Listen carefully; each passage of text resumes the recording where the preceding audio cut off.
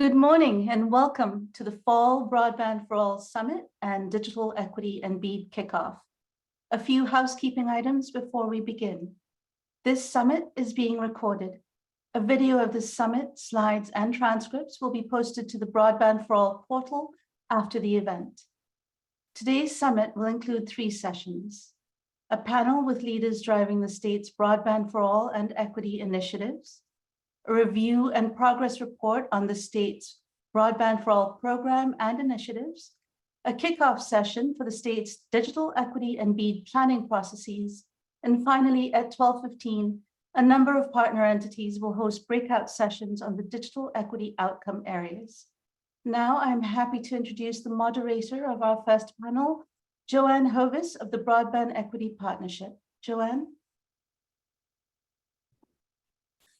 Thank you, Richna, and good morning, everyone. I am honored to be part of the Broadband for All team and to have the opportunity to moderate this panel kicking off today's discussions. And if I can ask all the members of the panel to please turn on their video and thank them and welcome them to today's panel. We are going to start with a discussion of all of the panelists that you see on the screen now regarding the Broadband for All and digital equity planning effort that is kicking off today, and that will be such an important focus of the state and its many interested stakeholders and agencies over the course of the coming year. And for that reason, I'm particularly proud and delighted to have such a broad, expansive, and distinguished group of speakers for today's panel. Broadband for All, broadband generally, and digital equity really touches every element of life in California and throughout the United States, and it also touches every function of government. And for that reason, all of the planning and the work that the state of California is doing with its wide breadth of stakeholders is being done among partners and among agencies and in broad collaboration. So today, I'm going to ask each of the speakers to speak for just a couple of minutes about how their agency or entity will be part of the state's Broadband for All and digital equity efforts, and why this planning effort that begins now is so important for their entity and for its mission and its own efforts. We have a broad lineup of speakers today, and I will ask each one to speak in turn, but if we may, let's start with Director Liana Bailey Crimmins of the California Department of Technology. Thank you, Joanne. Well, first of all, I'd like to, as the Director of the California Department of Technology and Chair of the California Broadband Council, I want to say how proud we are and want to welcome all of you to this very important summit and planning kickoff event. The Department of Technology has a broad responsibility over all aspects of technology across the state, including broadband. The California Broadband Council leads and coordinates the state's Broadband for All program and supporting initiatives with an overarching mission to close the state's digital divide. Over the past 3 years, we've made monumental milestones. The first was in 2020. Governor Gavin Newsom issued the Broadband Executive Order, resulting in the state's first Broadband for All action plan. And in 2021, Governor Gavin Newsom and the legislature funded $6 billion in middle mile and last mile initiatives through a historic Senate Bill 156. As a result of this bill, CDT, Department of Technology, was also charged with overseeing the development of $3.25 billion statewide open access middle mile. And this is a network that coordinates that middle mile backbone and also coordinates with the California Public Utilities Commission on the last mile programs. And then fast forward, we're in 2022, the governor and the legislature expanded our responsibilities and charged the Department of Technology with seeking federal infrastructure investment and Jobs Act broadband program funding to develop the state's first digital equity plan. Because of our partnership and collaboration with all of you, we will continue to take historic steps into delivering broadband for all Californians.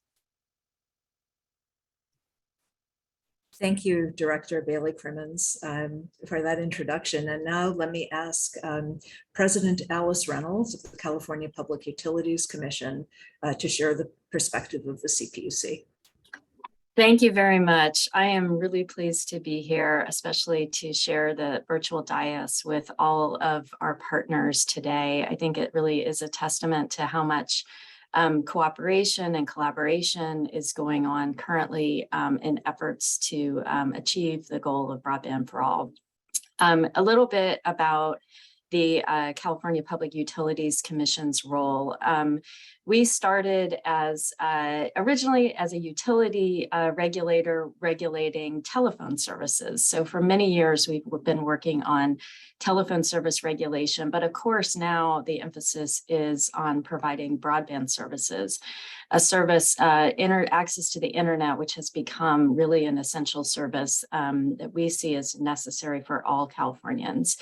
And this is a joint effort, as I said, and so I'll talk a little bit about the PUC's program. We've been administering a suite of broadband grant programs to build last mile broadband infrastructure, to provide technical and financial assistance to local governments to ensure affordability of broadband services, and to invest in digital equity and adoption.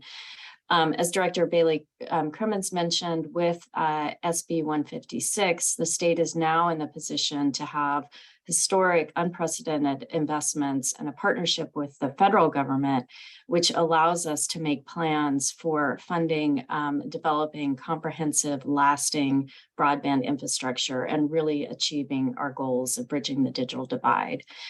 A couple of pieces of this puzzle that the PUC administers, we're working on tackling the issues of identifying all of the remaining unserved Californians in the state and developing a roadmap to connect the remaining unserved households with last mile networks. Of course, supporting the middle mile network that the state is developing. And we're supporting local governments also as they really embark on this new task of designing, financing, and building their own broadband networks. We're also developing grant programs to fund future-proof and affordable last mile networks.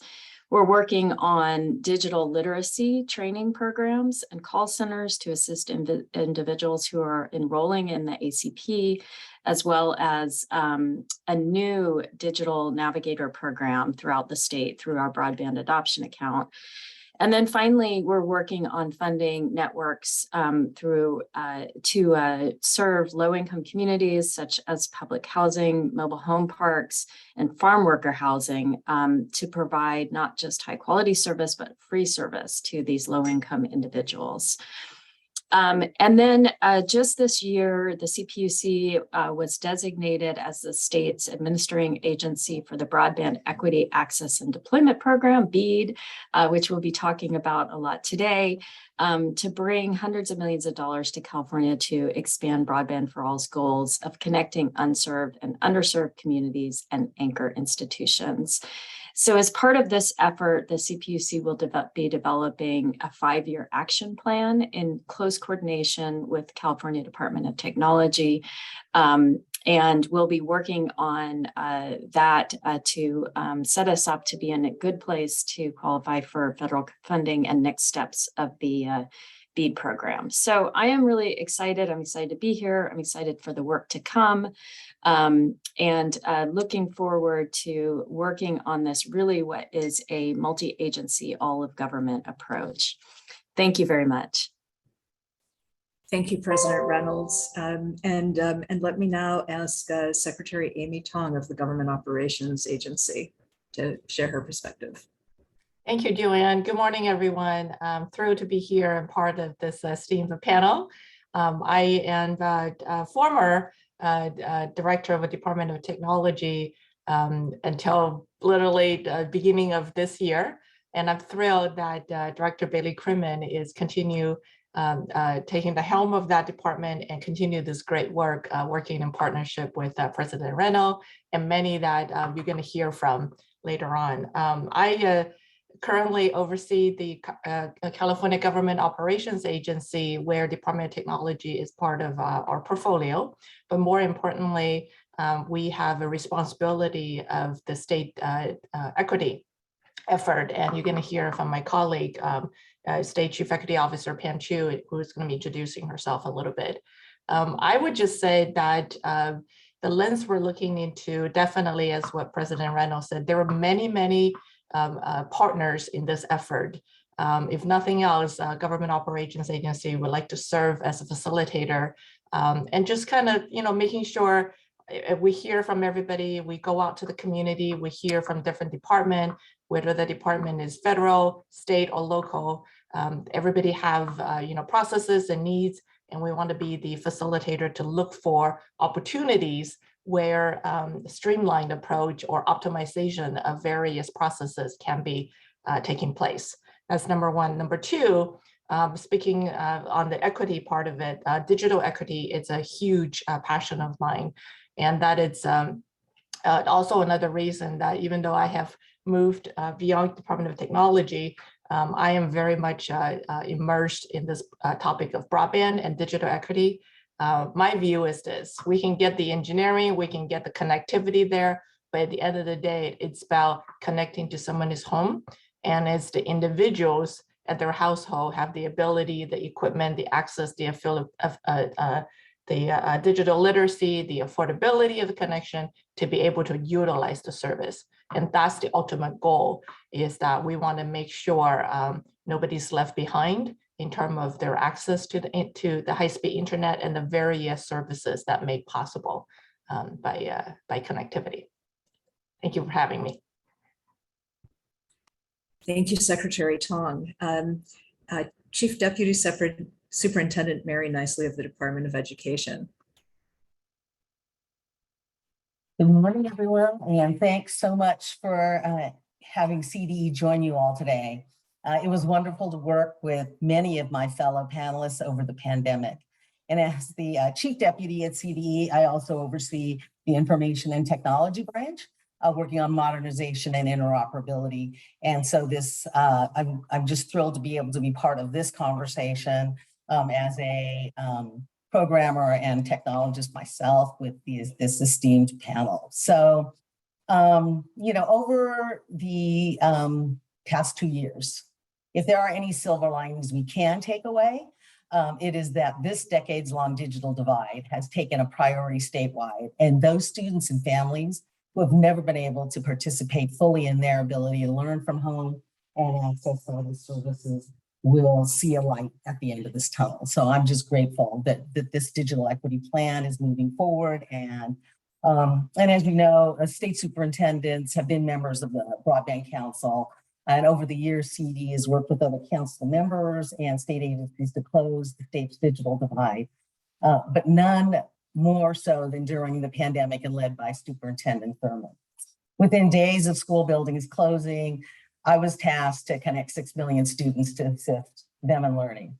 And CDE played a major role in ensuring that teachers and students were empowered, but none of this would have been possible without our partners at the California Department of Technology, the CPUC, CETF, state libraries, the legislature, the governor, industry, and philanthropy. So we're just grateful to be in this conversation and being able to continue the work with these partners to ensure that the education continuum for vulnerable populations extends beyond the classroom and into the home, so that we close the digital divide, which will impact opportunity gaps for vulnerable populations. This includes digital literacy training for families and teachers that we continue to work on, promoting the federal programs that are available, many of the things that Alice discussed that I know CPUC is taking the leadership on.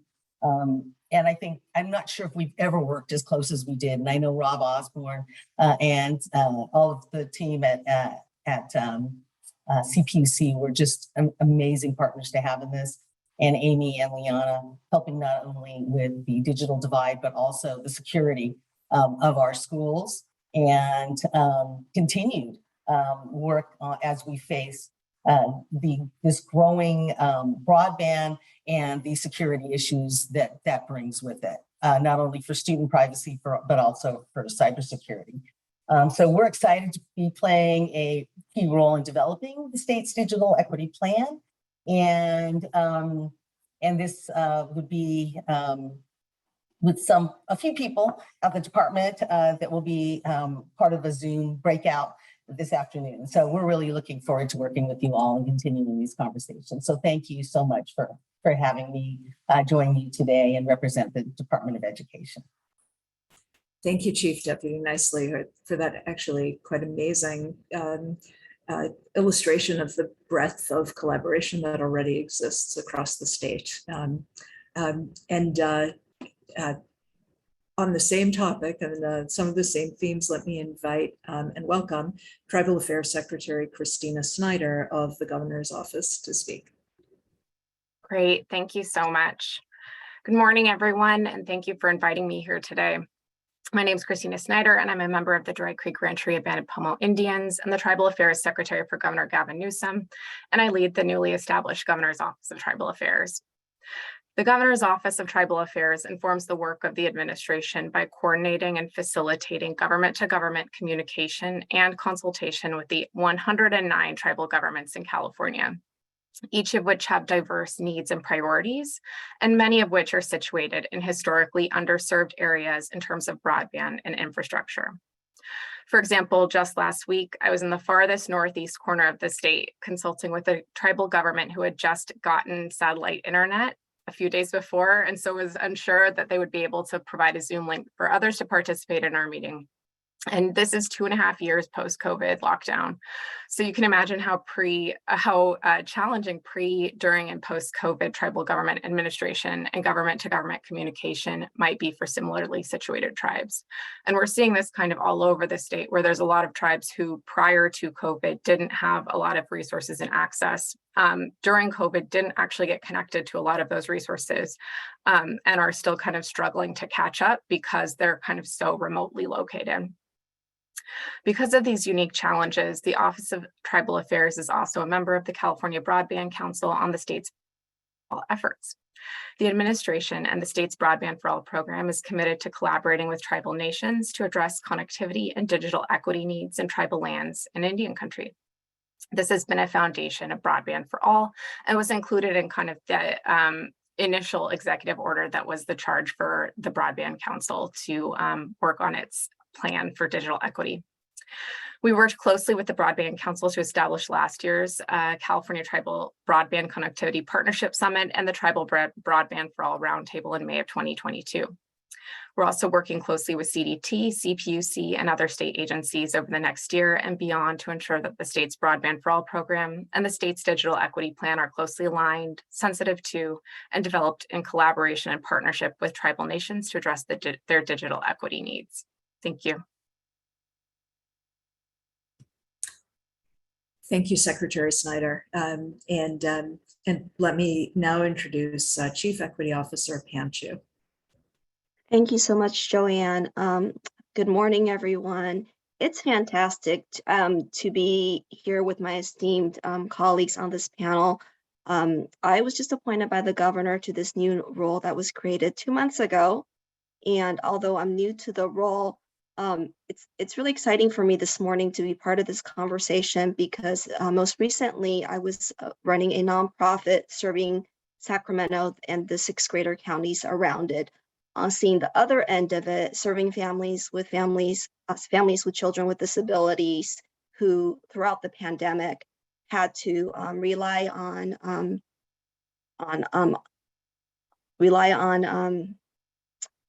the broadband and access. So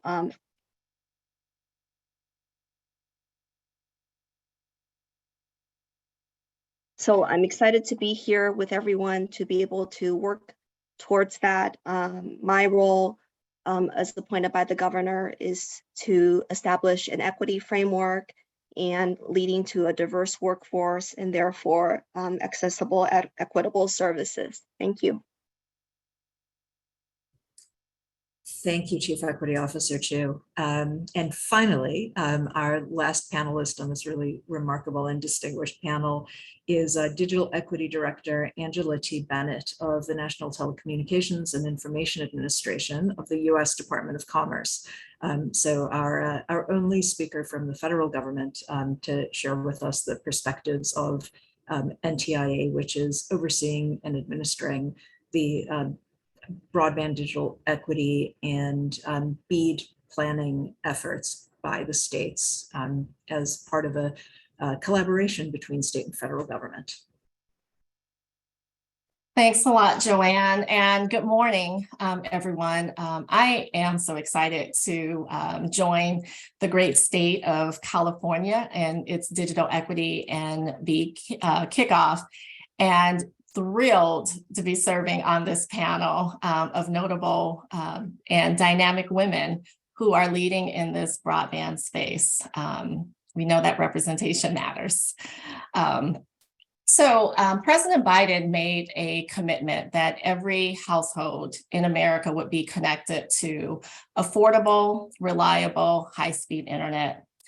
And Congress, on a bipartisan basis, under the Infrastructure Investment and Jobs Act, commonly known as the Bipartisan Infrastructure Law. So you'll either see IIJA or BIL, and then we commonly refer to it as the Internet for All initiative. Congress charged NTIA with $48 billion of critical funding to support states, other political subdivisions, and tribal nations to close the digital divide and address the systemic inequities for our covered populations and other marginalized and vulnerable groups. Under this funding, states are required through BEAD and digital equity to coordinate their programs to ensure that while we're focused on the technical aspects of broadband, we don't lose sight of our true purpose, and that is the people. Because as Amy had also referenced, if we connect 100% of the people and we don't improve their quality of life, then what have we really achieved? And so our role is in the federal government is part of this whole of nation approach to closing the digital divide. And so we're the federal side of the funding, but we do have a commitment to furthering engagement. And so we do have representatives, which we call the state federal program officers. We have one assigned for every single state so that people have access to us to help support closing the digital divide. Later on today, you will meet the California team, who's committed to working with each of you in close collaboration so that this once in a generation investment can help us all achieve our shared goals for digital equity. Thank you. Thank you so much, Director Bennett. And I now have the pleasure of getting to ask some questions, but we're a rather large panel, so we're going to call this something of a lightning round. And maybe starting with you, Director Bennett, with the perspective from Washington, some of what I think is on the table before us as the state of California, like all the states, enters into this very intensive engagement and outreach and planning cycle is who should be at the table and how can we make sure that all of those folks are there with us? Who are the critical stakeholders who necessarily must be part of this process? And I wonder if I can ask you to share your perspective from Washington, and then I'll ask each of the panelists to share the perspective of their agency or entity as we go through this broad collaborative interagency effort in coming months. So under the Digital Equity Act, we have 8 covered populations. That's low income, low literacy, older Americans, veterans, disabilities, rural, incarcerated, and our ethnic and racial minorities. Under the BEAD program, what's defined as covered populations are underrepresented communities.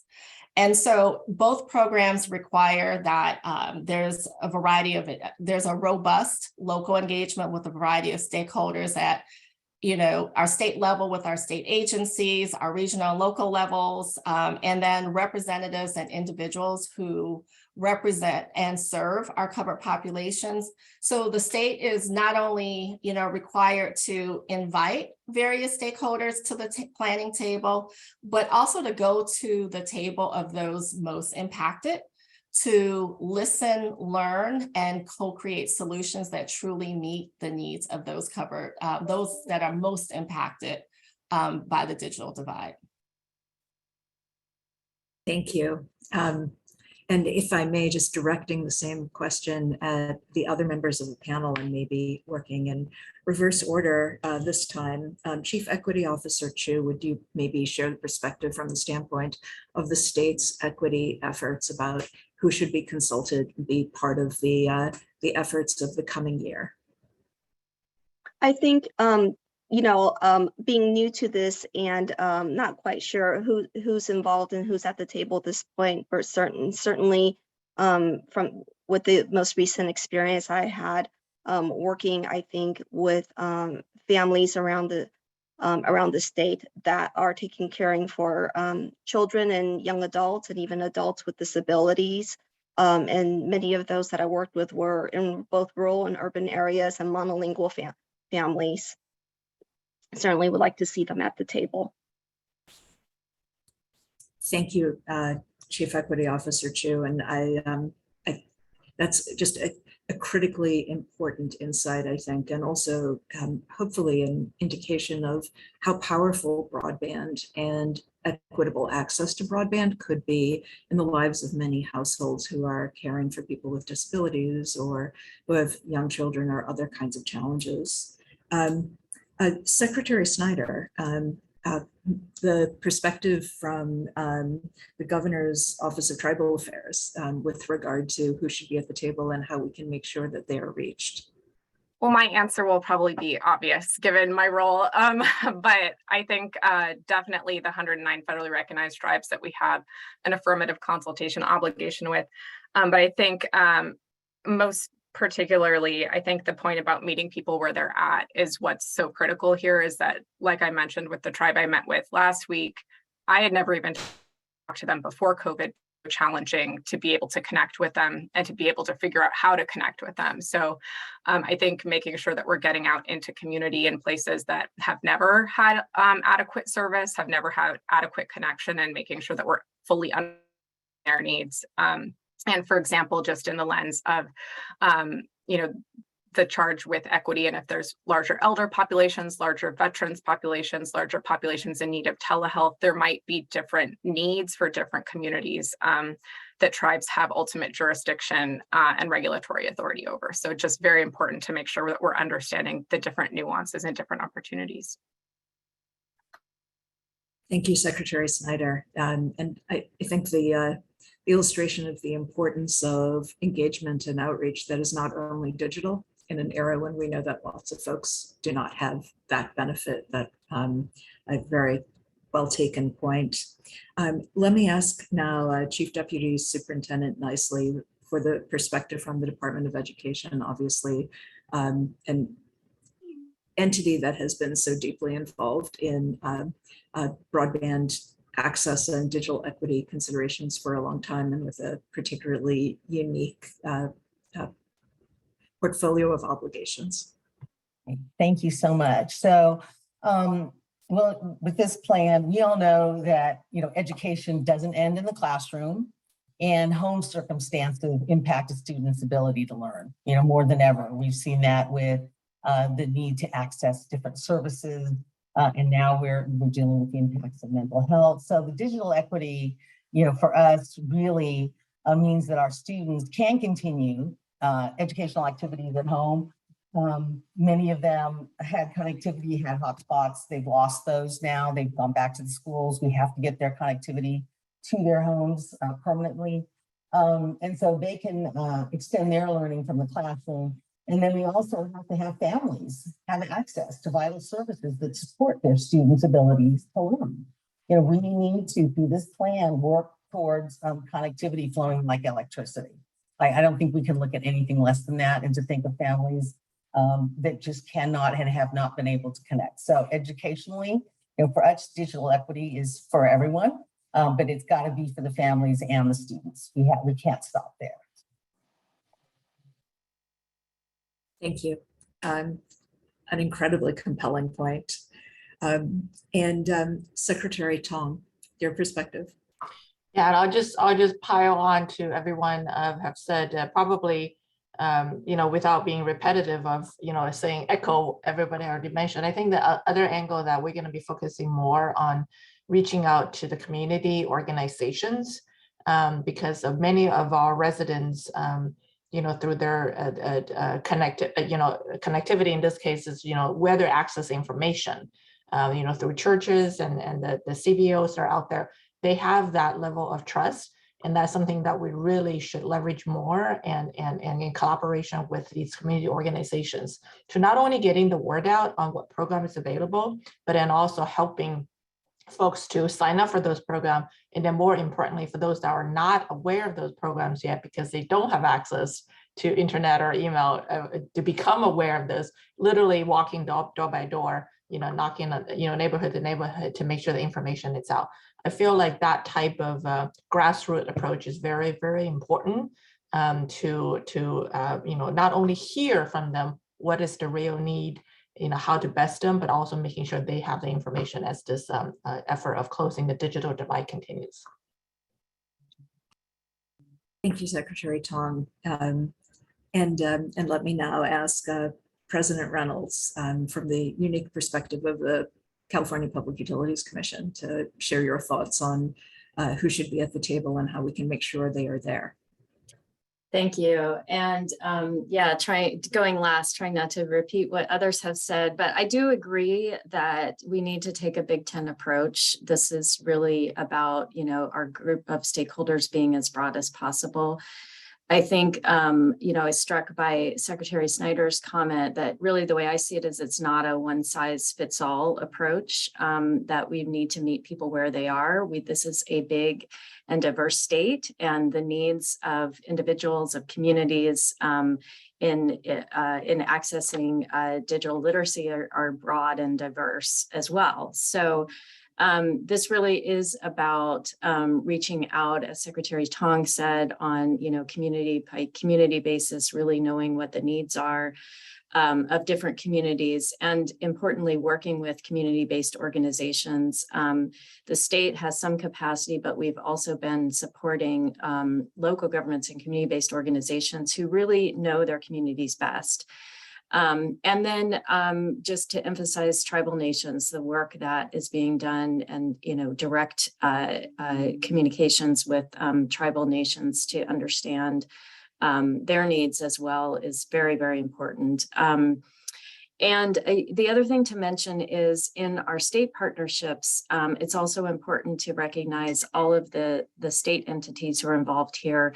We've been working with the Department of Housing and Community Development, who has their finger on the pulse for public housing and knows the needs of individuals living in public housing.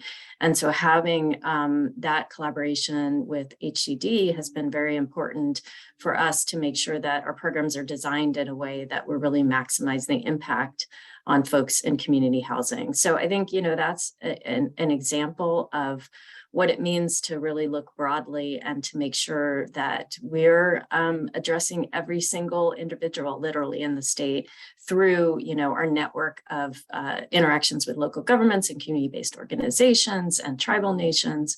And so this is a very, very broad effort. Thank you. Thank you, President Reynolds. And last, coming back to where we started, Director Bailey Crimmins of CDT. Well, thank you. Going last, it does afford me at least to build off the success that everyone else had talked about, the different programs that are very important. So I look at having an inclusive table in threefold.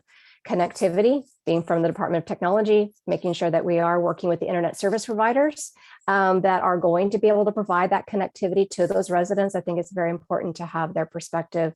I also look at it from an affordability perspective, making sure that we have people at the table that can design programs to make sure that once we do provide connectivity, that people can afford the services that are actually are in operations.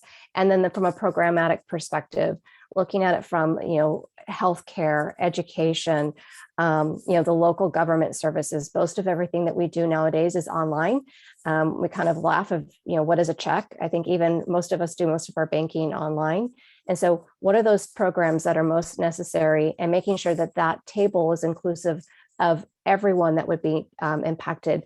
Just as a sobering statistic, over 2 million Californians do not have access to internet today. And so that tells you that when you look at this panel, who's sitting around the table needs to be able to be reflective of those individuals.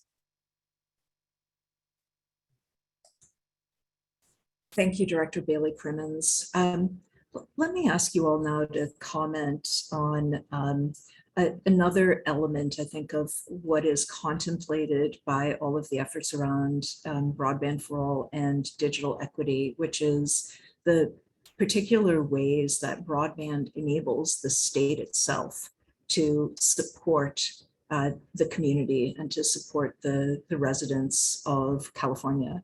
And I wonder if you could share your thoughts about how universal broadband and universally affordable and truly accessible broadband, which is digital equity, would support the mission of your agencies and the ways in which you are able to serve and support the Californians who are served by your agencies. And how government services generally, in terms of what you do, would be changed by a more equitable broadband environment.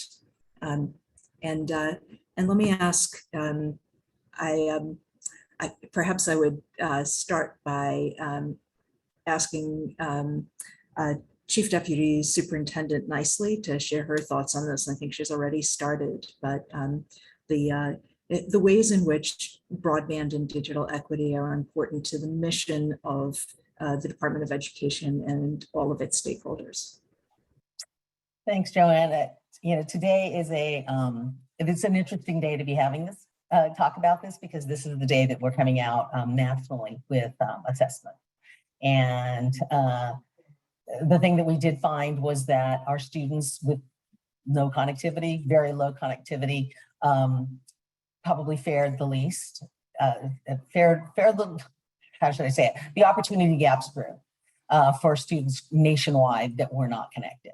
And that connectivity could have had to do with distance learning, but it also had to do, again, with the equity around services and families. We know now more than ever how incredibly important that connection to being able to, I think we have the state libraries doing tutoring.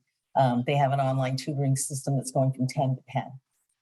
We have mental health services and counseling that people can access. We can find food with apps because we know the food insecurity. If our kids are hungry, they're not going to learn. If our kids have mental health issues, they're not going to learn. So digital equity is just at the heart of access to services for our students and our families. And that's how we see it as we look to transform education over the next few years and recover from these past 2 years of learning. We're not going to say learning loss, but we're really looking to the future for learning recovery. And so that's how we foresee the importance of getting our kids and their families connected, but also secure and protected as well. So it's a big thing, but I'm excited to work with this coalition to make sure that all happens for our kids. Thank you very much. A perfect set, I think, of illustrations of the stakes and the criticality of digital equity.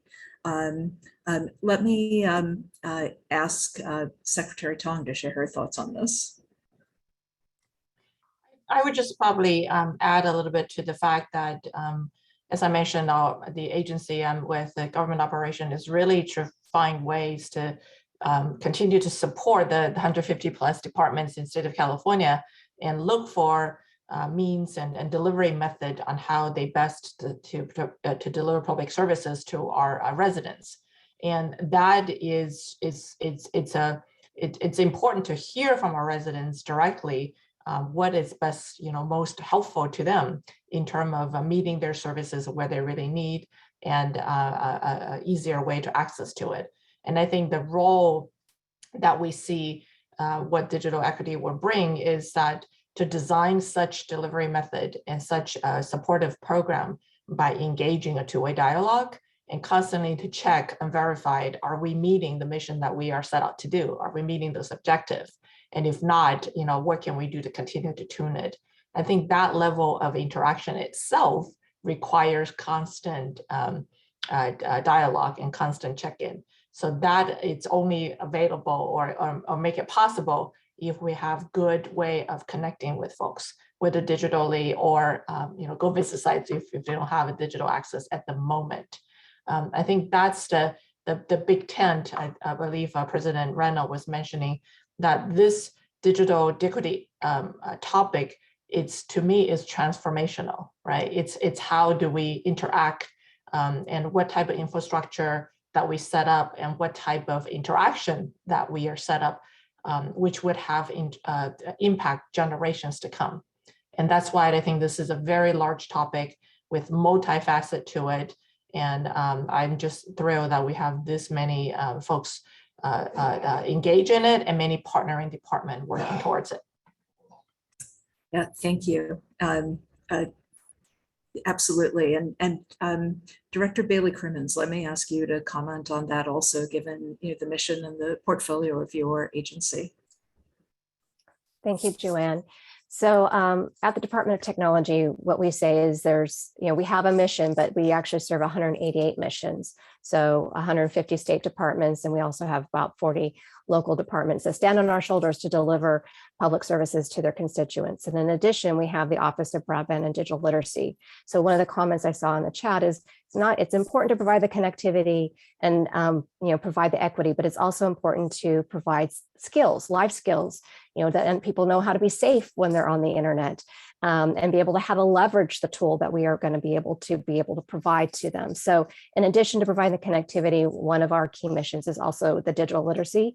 And then through the California Broadband Council, our job through many of the initiatives, both short-term and long-term initiatives, is to provide oversight and delivery of key programs that are going to make a difference across the lives of Californians. So we get to coordinate and get to have our fingers in a lot of different aspects of broadband, which allows it to be extremely worthwhile. And from a historical perspective, I worked at Youth Authority, and I've seen how digital equity has made a difference from an incarcerated youth, and gave them a second opportunity through a digital high school, through be able to get certifications. It made basically the difference between them getting incarcerated again as an adult and potentially making a life-changing career opportunity for them that they would not have had without digital equity and a digital service. So it does really make a difference in the lives of individuals. Sometimes we look at the big picture, but when you really look at it person by person, it really can deal with not just the digital divide, but really the life divide. Yeah, thank you, Director Bailey Crimmins. A very compelling example. And I'd like to ask Director Bennett of NTIA to share her thoughts on that as well. If incarcerated individuals are actually one of the covered populations anticipated by the federal legislation that creates the digital equity funding framework, that some of this planning has happened in the context of, and that is a part of the larger California Broadband for All efforts. Director Bennett, can you maybe share your thoughts and how the federal government is thinking about this particular set of issues of broadband as a tool, digital equity as a tool for government supporting the residents and the citizens of the community? Yeah, I think what we're really talking about here is impacts. How can we ensure that the funding that we have all been entrusted with are equitably distributed to those most impacted? And, I'll also give another instance with our incarcerated individuals, and we're facing a labor shortage. And there will be a tremendous amount of really good jobs created as a result of all of this, broadband funding to close the digital divide. And let's not forget the other federal funding from our other sister agencies. We have Department of Energy, $19 billion in funding around weatherization programs. We have Department of Transportation's, $550 billion.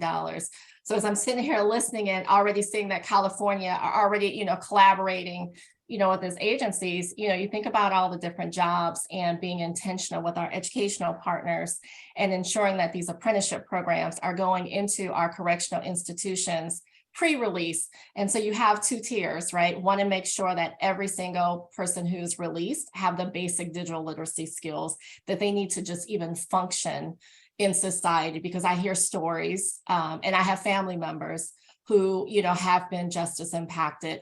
And when they're released, technology changes so quickly, the challenge of just having an email and being able to apply online or navigate, to get from one place or another is a challenge. And so you have the basic digital literacy, but then, a challenge is to question the possibilities and to dream, what could we really, be innovative and look at? Well, let's bring in some apprenticeship programs into the correctional institutions and actually get them placed in a job prior to release so that we're increasing the opportunities for success, and then bringing in our housing partners because they will, need housing, bring in our, health and human services, and how do we think about this holistically so that we're truly meeting the needs of the people where they're at and really equipping them with those skills and those resources and their tools on their journey to, be able to fully participate, in society. And so just challenge us to look at,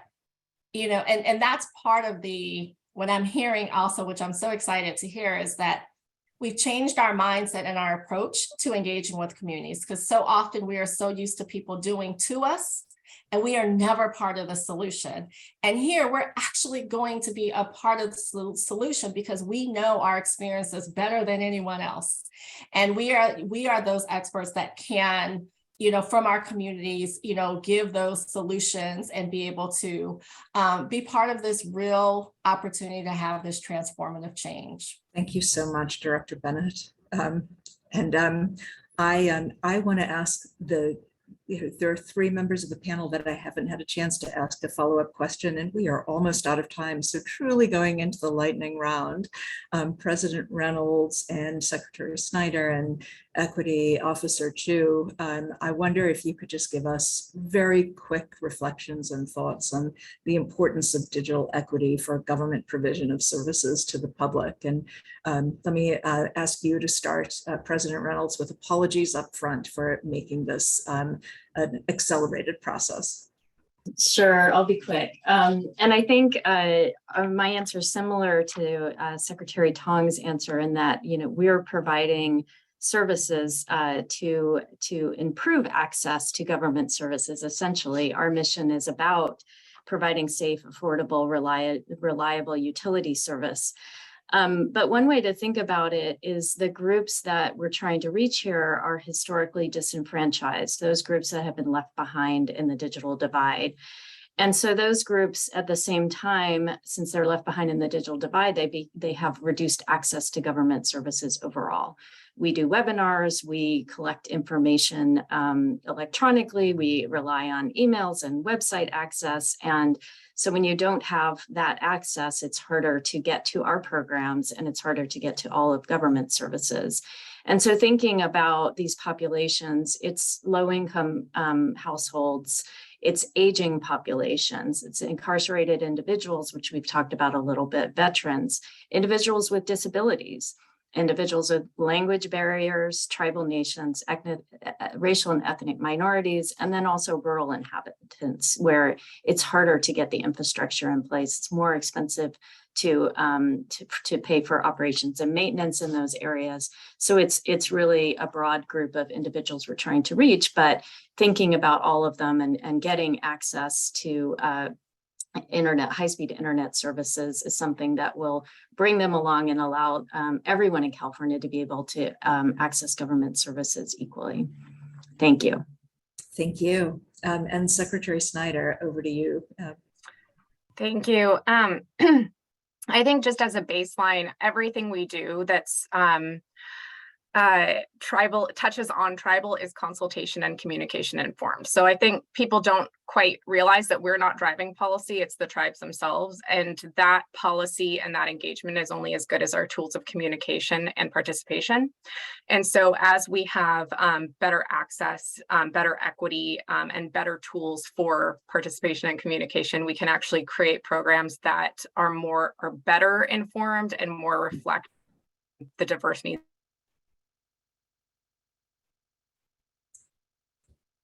Thank you, Secretary Snyder. Chief Equity Officer Chu, you have the last word. I get to have the last word. I would just say very briefly that, I think everyone has been on point. It's, I'm grateful to hear about the digital literacy and to what I think Joanne, what you mentioned in the beginning, that this really does touch every facet of our lives. And, with my charge is to work with all of our government partners to increasing access to equitable services. And to me, as Secretary Tong and I have talked about, that is the A in DEIA, diversity, equity, inclusion, and accessibility. So as I work with all of my colleagues here, especially within the GovOps agency, that is the focus and the lens that we would have, is bring the A to DEIA to bring accessibility in all of these areas. Thank you for that perfect summation. Much appreciated. And let me say to all of you, thank you. It's been my honor to moderate this panel, and thank you for the insight and the idea sharing. And let me now hand it back over to Richna for the next set of items on the agenda. Thank you all. Thank you, Joanne, and thank you to all the panelists. It's now time for our first break. We will reconvene at 10 a.m. for the next session. Thank you.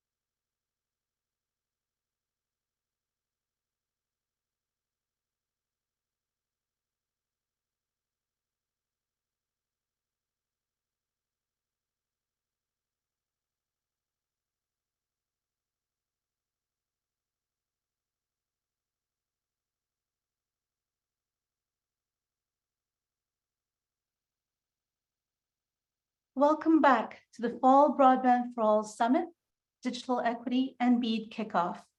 We are now starting session number 2, the Broadband for All panel. A video of this summit, slides, and transcript will be posted to the Broadband for All portal. If you have questions during this presentation, we have enabled the Q&A feature, and we will try to get to your question following the presentations. A reminder to presenters to please cue our slide facilitator, Anna, to advance your slides. We do have a full agenda, and we respectfully ask panelists to keep to their allotted timeframes, and that attendees adhere to the Q&A function for questions. And with these housekeeping items complete, I'd like to begin session number 2. I'm pleased to introduce Scott Adams, Deputy Director, Office of Broadband and Digital Literacy at the California Department of Technology. Thank you, Rachna, and good morning, everybody. It's so great to be with you all today and present on the state's efforts on broadband for all. Next slide, please. Well, as all of us have experienced over the last year, and our opening panelists have demonstrated, California's ability to access and use broadband is the difference between being able to fully engage in life and being cut off. Next slide.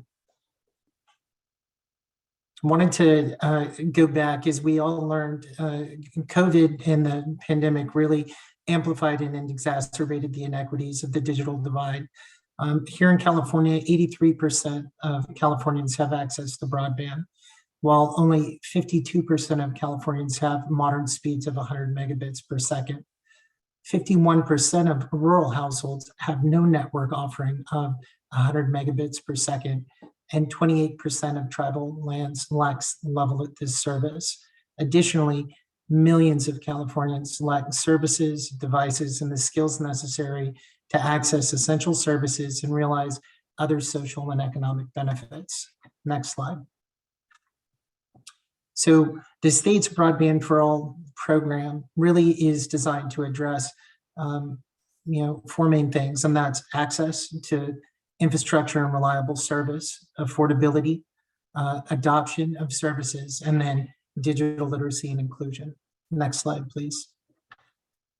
So Broadband for All, as you heard, is the state's overarching response to closing digital divide and fostering digital equity throughout the state. That work really began in 2010 with the work of the Broadband Council and its members. It was further informed by the governor's executive order in 2020 and the development of the Broadband Action Plan in 2020. In 2021, we saw Senate Bill 156 that really, outlined and funded the Middle Mile Broadband Initiative and the Last Mile programs administered by the Public Utilities Commission. And this year, as you've heard, the IIJA broadband programs, California is fully leveraging those to support the aims of Broadband for All. Next slide, please. So as Director Bailey Cremens had noted, the Department of Technology's role in all of this is, we do have a significant responsibility over technology in this state and now increasingly over broadband. Next slide. And the Office of Broadband and Digital Literacy really has 5 main responsibilities, and that's to manage the statewide ecosystem dedicated to closing the digital divide, to coordinate the efforts of the Broadband Council, to really track the implementation of the governor's executive order and the Broadband for All Action Plan, now to oversee the development of the statewide open access middle mile network, and over the next year to develop the state's digital equity plan. Next slide.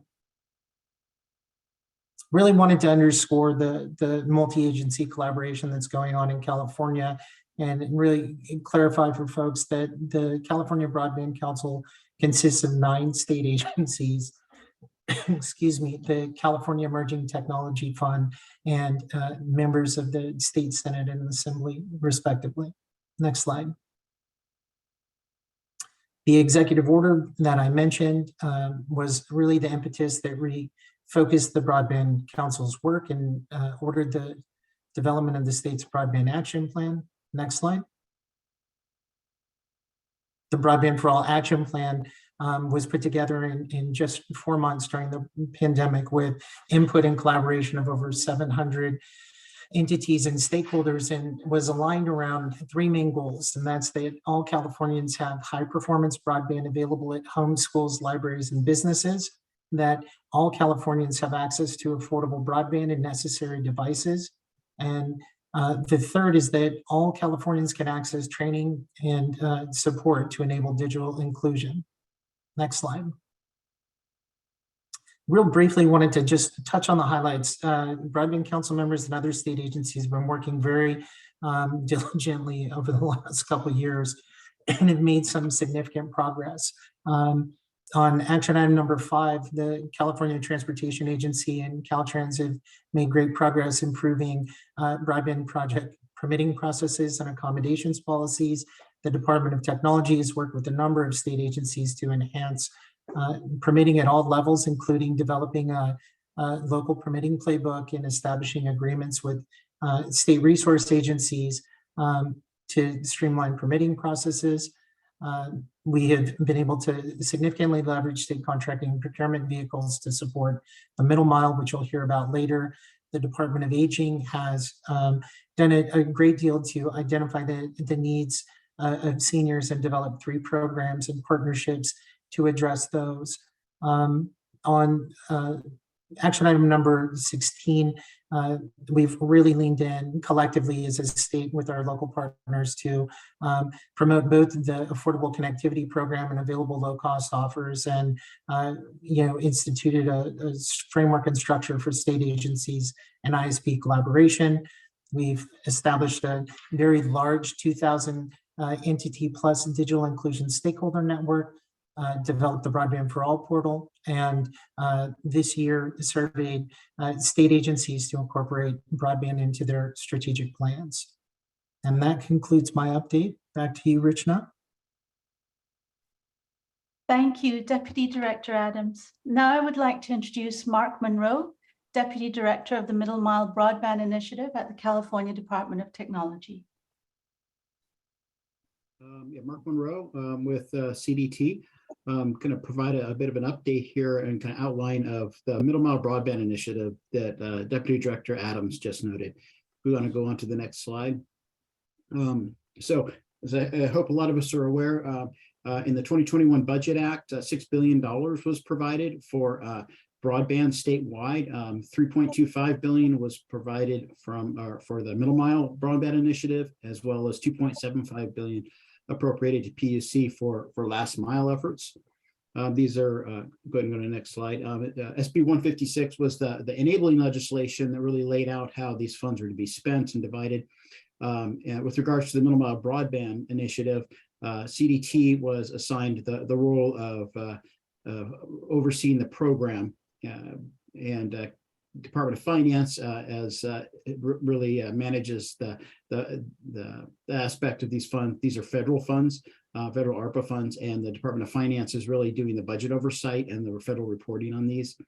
SB 156 also provided for a third-party administrator, and we've contracted with Golden State Net to do that, to really manage the development of the network. They are a subsidiary of CNIC and have experience actually operating a network. And we have it also assigned the Public Utilities Commission of identifying where the role of identifying where the network needed to be. This is really targeted towards unserved and underserved communities. And so the Public Utilities Commission has done that.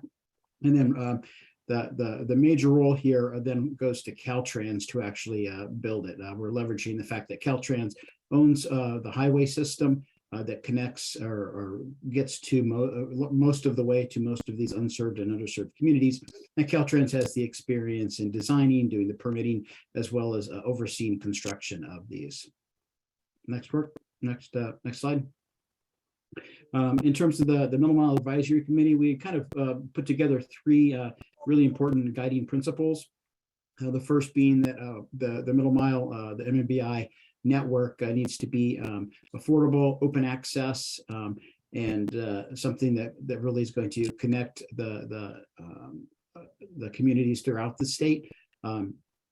Secondly, we want to make sure that we build the network as expeditiously as possible, and so we understand there's a certain amount of existing infrastructure that already exists. that might be accessed, but we also wanted to construct a large portion of it as well. So we're really going through a process that we'll talk through a little more here in terms of optimizing what we build, what we lease, and determining kind of what the best timing is for both of those. And then the third one really is focusing on where the unserved and underserved communities are, and really providing those serving those communities with the network. Next slide.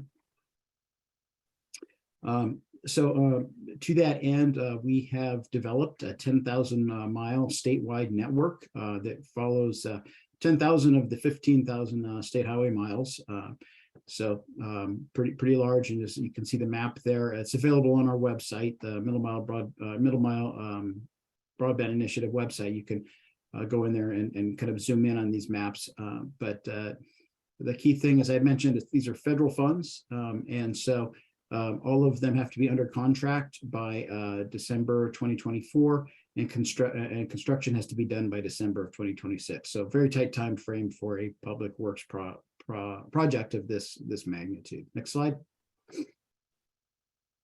So this year so far, since SB 156 was passed, we have worked with Golden State Net and the Public Utilities Commission to develop the 10,000 mile network map that I just referenced. Golden State Net has developed a preliminary map of the infrastructure of existing infrastructure that we might be able to lease through indefeasible rights of use. We're in the process of, or we've already done signed procurement contracts for fiber and related materials to mitigate against supply chain shortages that might happen in the future. We have gone through an extensive streamlining process relative to permitting. We're working with the other state entities. We have last November announced 18 initial digs, we've made progress on the initial 18 projects we announced last November, as well as a number of Dig Smart opportunities. These are where Caltrans is already going to be in the ground doing transportation projects, and we're looking for opportunities where it's feasible and cost effective to add fiber or add at least conduit to the network. And then we've recently released a bid solicitation for IRU leases, for joint build and purchase opportunities, and for co-location. And these are all, again, trying to look at the various ways that using existing infrastructure or other partners for maximizing and optimizing the network as we move forward here. Next slide. All right, and so what I really want to highlight the groundbreaking that occurred a few weeks ago. Secretaries Tong and Omushakin, directors Bailey, Crimmins, and Tavares joined Senator Jones and Assemblymember Wood, as well as Antonio Villaraigosa and a number of community representatives in San Diego County for the pulling of the first 500 feet of the 10,000 mile network. So this is actual fiber that's in the ground. This again was one of those Dig Smart opportunities I referenced. This is an 18-mile transportation project where Caltrans is going in and adding conduit and fiber as part of the project. So we're definitely moving in the direction and starting construction as soon as we can with this.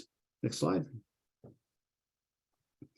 Looking ahead here, we are working with the federal lands agencies to secure access to the land and the network that goes through the federal lands. We are also in the process of going out for construction bids on 6,800 miles of the network. Some of these contracts have already gone out to bid, and the remainder we expect to go out in October. A mixture of roughly a dozen or about 15, I think, different projects broken up throughout the state. We have construction bids for these construction contracts, as well as the leasing and joint build contract are all due in December. And with all of those bid information coming in December, that'll allow us to make key decisions regarding the network come January 2023. Next slide. Here's a timeline that we present. I think, hope everybody's aware, the Middle Mile Advisory Committee meets or for the last year, or since SB 156 was signed, has been meeting on a monthly basis. About on the third Friday of every month is when we meet. This is the timeline that we present at the advisory committee meetings. And you can see where we're at there in terms of in orange at the bottom, both the construction and the leasing contract bids going out. Those will come, we'll get those back in December. And this reflects, we can see there kind of a light yellow line and I guess a beige line underneath the years there, where you can see Caltrans has started their pre-construction process. That includes the permitting we talked about, as well as the design work. And we can see that as Caltrans completes that pre-construction work, they'll be able to move on into construction, which has to be done there, as you see, by 2026. Next slide.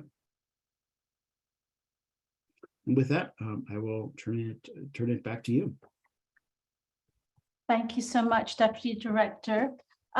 Next, we have Rob Osborne, Director of the Communications Division at the California Public Utilities Commission. Good morning. I'm Robert Osborne, Director of the Communications Division. My division oversees the state's 6 public purpose programs: California Lifeline, Deaf and Disabled Telecommunications Program, California Teleconnect, the 2 California High Cost Funds, and the California Advanced Services Fund, which has been subsidizing broadband deployment for last mile to unserved areas. Next slide, please. With the passage of Senate Bill 156 and AB 164, the Commission worked closely with the California Department of Technology, Caltrans, and the Golden State Network to begin planning the state's first public open access middle mile network. This included identifying existing middle mile infrastructure and areas with no known middle mile infrastructure that is open access with sufficient capacity and at affordable rates, among other things.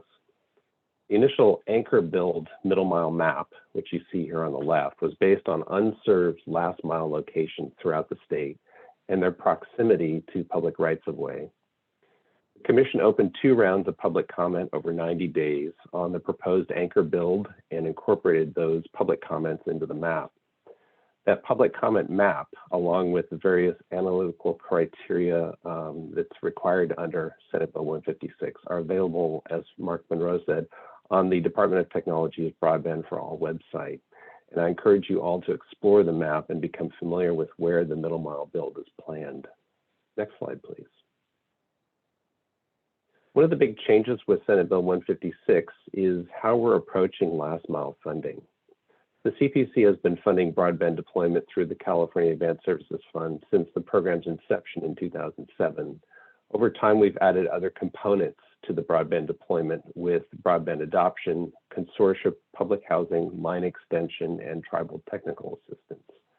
Our approach to the California Advanced Services Fund infrastructure grant program has been centered on a single delivery model: create program rules, publish a map, and have providers submit applications.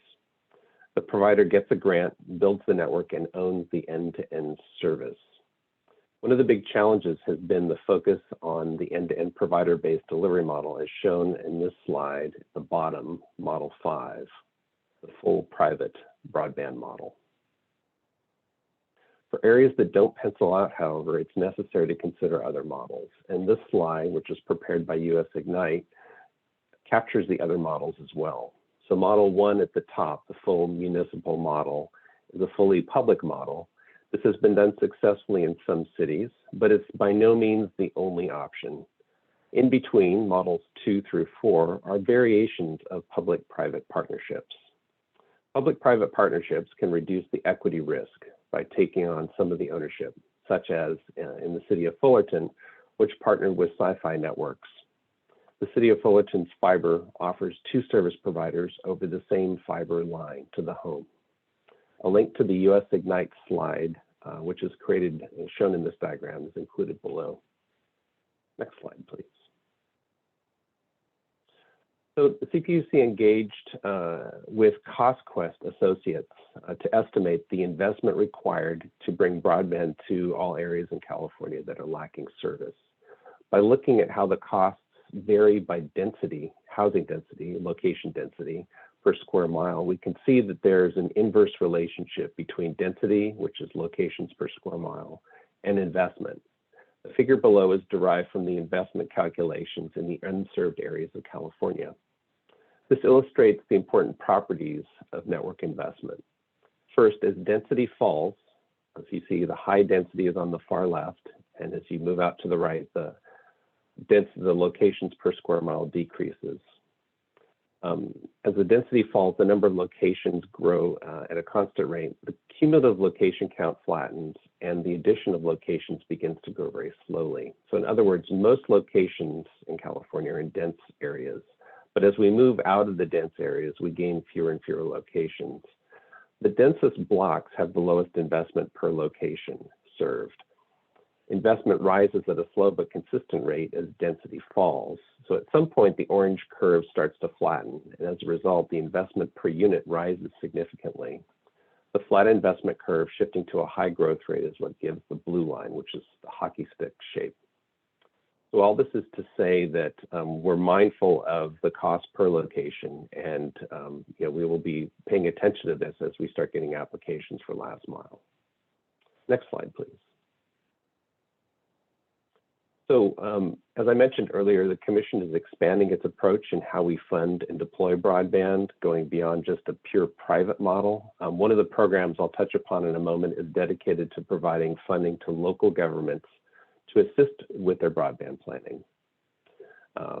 The federal funding account addresses the next step. So we're providing funding to local governments to do planning, and then following that, they have the ability to apply for last mile funding, and that's called the federal funding account. That addresses the next step. So the federal funding account was created for just that, last mile.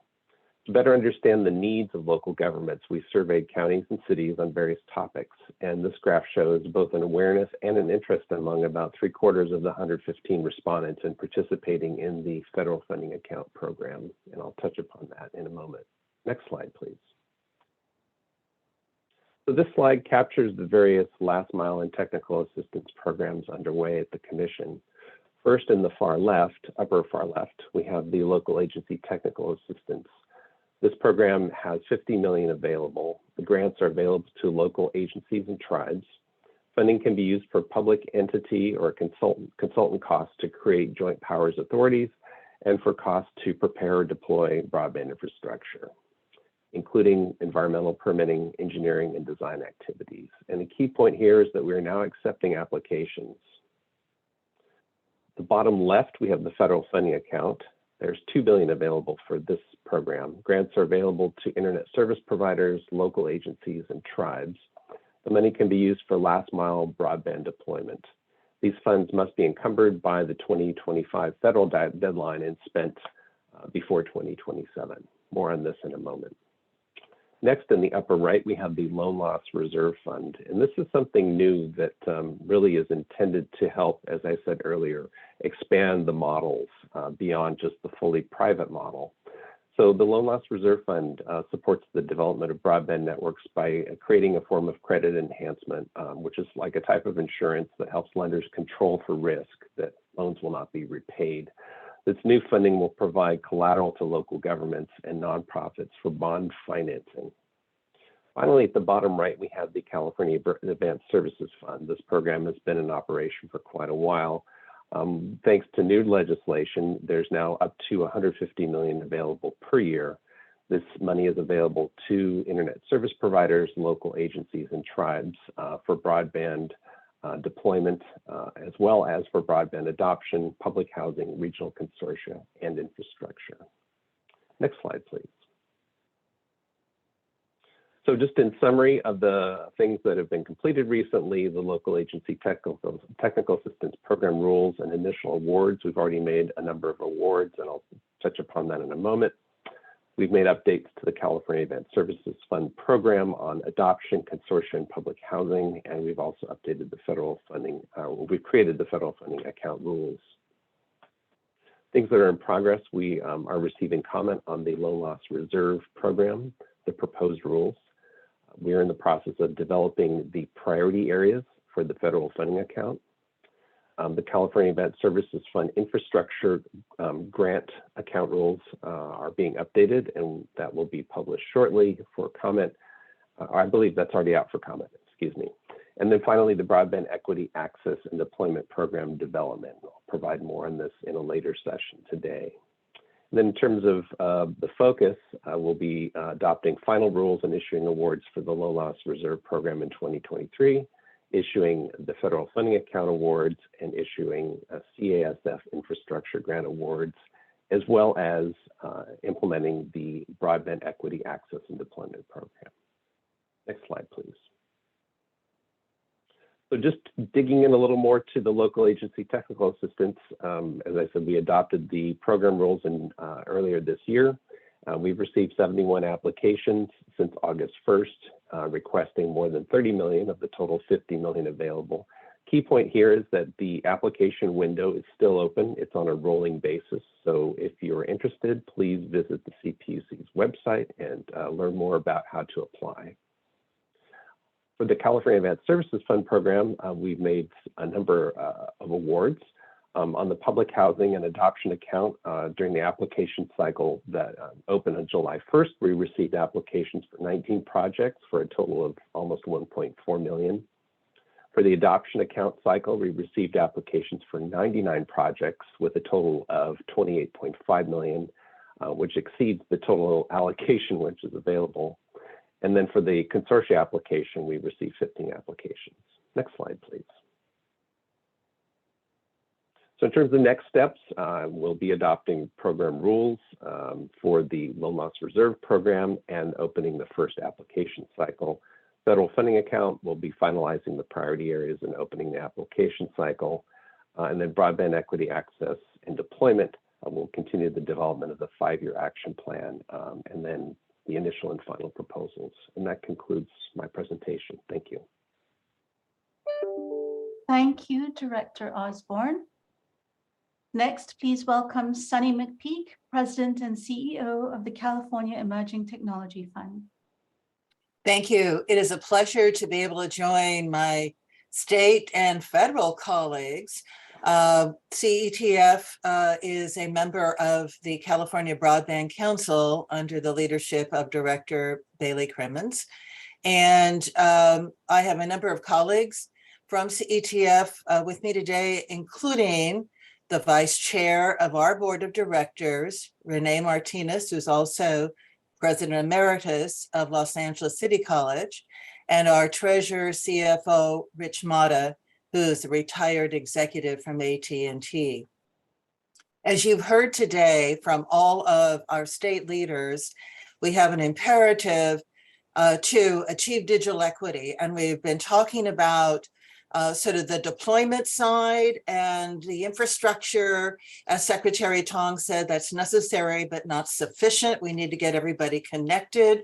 And so I'm about to talk about the adoption side in a very high level, qualitative goal sense. We are talking about ubiquitous deployment and universal adoption. And so moving on to the next slide, let's talk about what we mean by adoption. I also want to just acknowledge that while this is a definition from the National Digital Inclusion Alliance, that broadband adoption is daily access to the internet at speeds, quality, capacity necessary to accomplish our daily tasks, things that we do every day, with the necessary digital skills to participate online, be able to navigate the internet, and have a device that is appropriate for the individual, for the household, for the family, that is secure with a convenient network. So that's broadband adoption. What I'm going to share with you today is informed by experience over 15 years of all of our colleagues that are in this summit, including the 15 regional broadband consortia are funded by and the California Public Utilities Commission through the California Advanced Services Fund, as you heard Rob talk about. The metropolitan planning organizations, particularly the San Diego Association of Governments, Southern California Association of Governments, that together under the umbrella of Southern California Transformation, represents 216 local governments and 60% of the state's population. We have the local government associations, California State Association of Counties, Rural County Representatives of California, and the League of California Cities, Cal Cities, representing the 58 counties, 482 cities, all involved, and then a very extensive network of over 100 community-based organizations that have been on the ground in the communities, the original digital navigators who are informing the work we're sharing today. On the next slide, you will see that we talk about the challenges to broadband adoption in 3 barriers. And I should acknowledge this is from research that Dr. John Horrigan did in 2013. It's cost, relevance, and digital literacy. So just to think about those 3 barriers, cost means not only the cost of the internet service itself to connect at home, but also the cost of an appropriate computing device. Relevance means how do we do outreach in language and in culture that will tell all of us who are digitally disadvantaged why we need to be online and how to get online. And those are best done by trusted messengers who know their community, as Director Bennett talked about. Including everybody is really the watchword for today. And then digital literacy, having the skills to be able to navigate the internet, to improve our lives daily, basically to save time and money, which is what technology does. That's a part of adoption. So digital literacy is a part of these 3 prongs for adoption. Going to the next slide. What we want to talk about is that we also partner with the private sector, with the internet service providers. Here's an example of the companies who have their own affordable offers and are also participating in the Affordable Connectivity Program I'll talk about in just a moment. I want to add that at the urging of NTIA that we're also reaching out to smaller internet service providers and helping them become a part of the offering of affordable home internet service and participating in the Affordable Connectivity Program. Next slide, please. So the Federal Communications Commission offers the Affordable Connectivity Program. Congress appropriated $14.2 billion for ACP. It's an excellent benefit. We are all working together in California to ensure that we can get California's fair share for our digitally disadvantaged residents. ACP has a $30 per month subsidy toward home internet service for eligible households. It's $75 for households on qualifying tribal lands. And ACP also offers a discount of up to $100 for the purchase of a device, a laptop, desktop, a tablet from participating providers.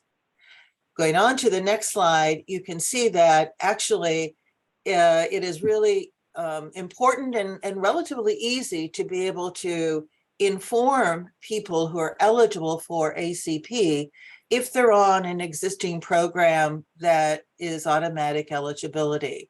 So we've listed those that include Medi-Cal, Medicaid nationally, CalFresh, the Pell Grants, National School Lunch Program. All of those are excellent examples of if we have households enrolled in those programs, they qualify for ACP. Like as well, on the qualifying tribal lands, there are tribal assistance programs that qualify the residents for ACP at the $75 per month per household. Moving on to the next slide. What we've also done is work with investor-owned utilities. These are the power companies who work with their own set of low-income households through their CARE program. Collectively, the 4 largest IOUs have now made contacts, 1.96 million contacts of their CARE customers to inform them that they are eligible for, the Affordable Connectivity Program. The Department of Healthcare Services is now in the process of distributing information to the 8 million households in California who are on Medicaid nationally, and letting them know that they are eligible for ACP. A number of state agencies under the leadership of the California Department of Technology, the Department of Education, the State Library have been promoting local efforts to enroll people in the Affordable Connectivity Program. To date, under the banner of Get Connected California, collectively with all of the partners that I mentioned, we've done 50 such enrollment events in August, and then just this past Saturday and Sunday to enroll literally over 1,000 individuals in ACP.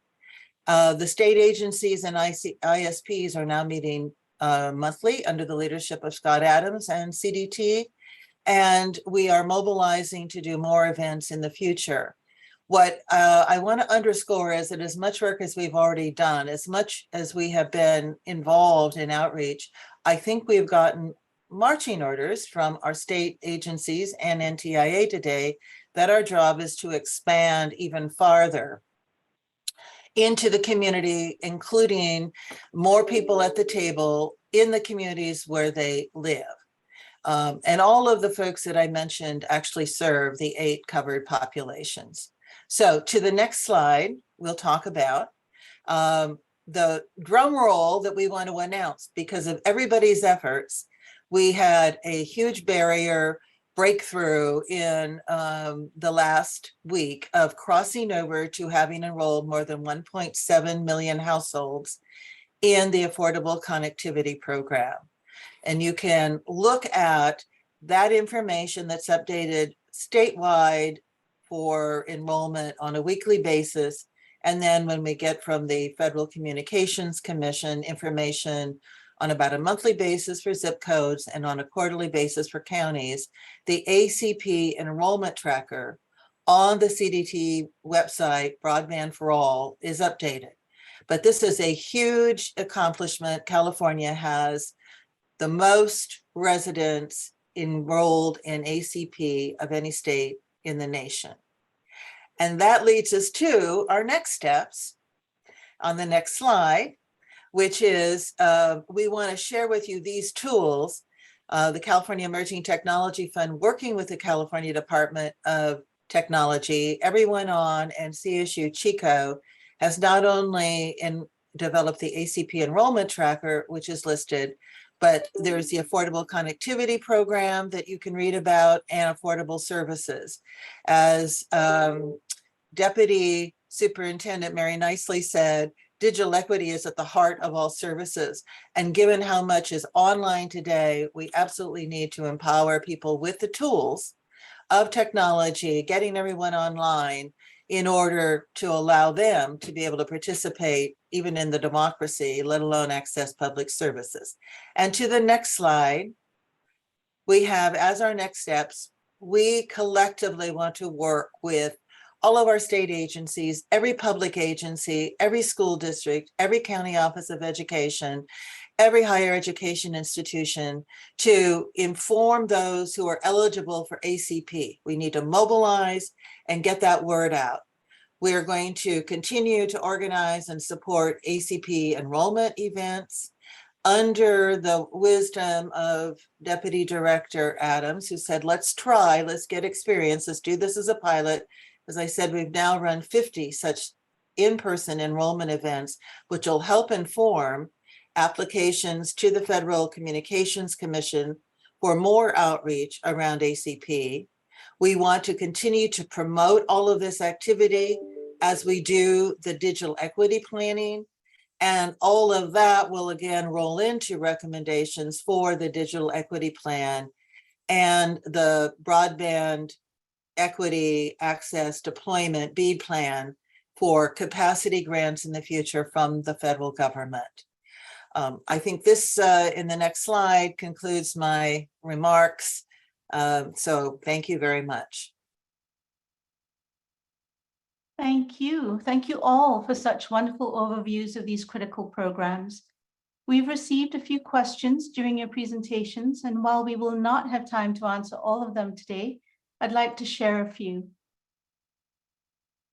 For Deputy Director Monroe, how will middle mile coverage work in rural and ultra-rural areas, and especially in areas where terrain is rough? Why only use fiber? Yeah, so first of all, I think the ARPA funding that we're using is intended for, favors fiber, but I think in terms of the throughput and what we're looking for the middle mile and to serve all of the communities, I think yeah, we design a network that is fiber, that is fiber based, and when it gets out to those communities, that will serve various technologies at the other end. Thank you. This is the panel. Despite the many last mile broadband initiative funding opportunities, are there any funding gaps expected which philanthropic entities or financial institutions could supplement? In what areas might those funding gaps be? That is, infrastructure build out, broadband implementation, device access? Would any member of the panel wish to answer that?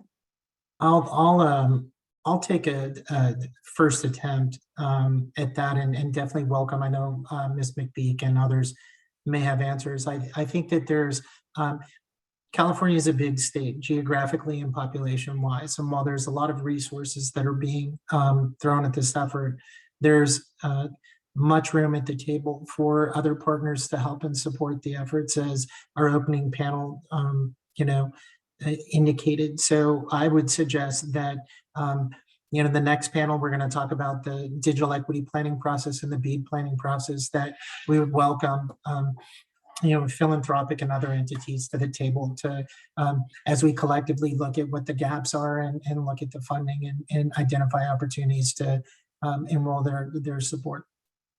And I would add, I'm very pleased to hear the concept of financial institutions.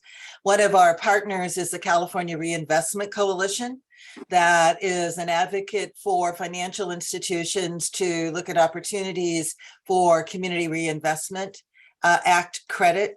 In August, the California Reinvestment Coalition, with the 3 regulatory entities for financial institutions, did a roundtable with the California Department of Technology, GoBiz, the California Department of Education, and CETF to inform financial institutions about what the state is doing. I think they were very excited to learn that they could possibly get CRA credit for helping on funding and financing on deployment, but also helping on the adoption side. So we're going to continue that conversation. I'm looking to see if we can't get some assistance from financial institutions to help on devices, as an example, to take advantage of the ACP credit. Thank you. For Director Osborne, does the CPUC require local last mile projects, for example, local governments, to actively outreach to and engage with health, for example, hospitals and clinics, and public housing when planning? Sorry, could you repeat the question? I was just unmuting while you were talking. Sure. Does the CPUC require local last mile projects, for example, local governments, to actively outreach to and engage with health, for example, hospitals and clinics, and public housing when planning? Yeah, so the idea behind the local agency technical assistance is really to encourage a comprehensive approach to solving the digital divide in a holistic way. So engaging local anchor institutions is absolutely critical.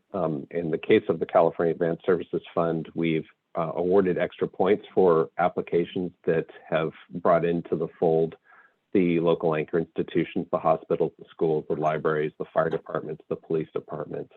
So that is definitely a high priority. Thank you. For President McPeak, any word on the ACP Outreach Grant Program?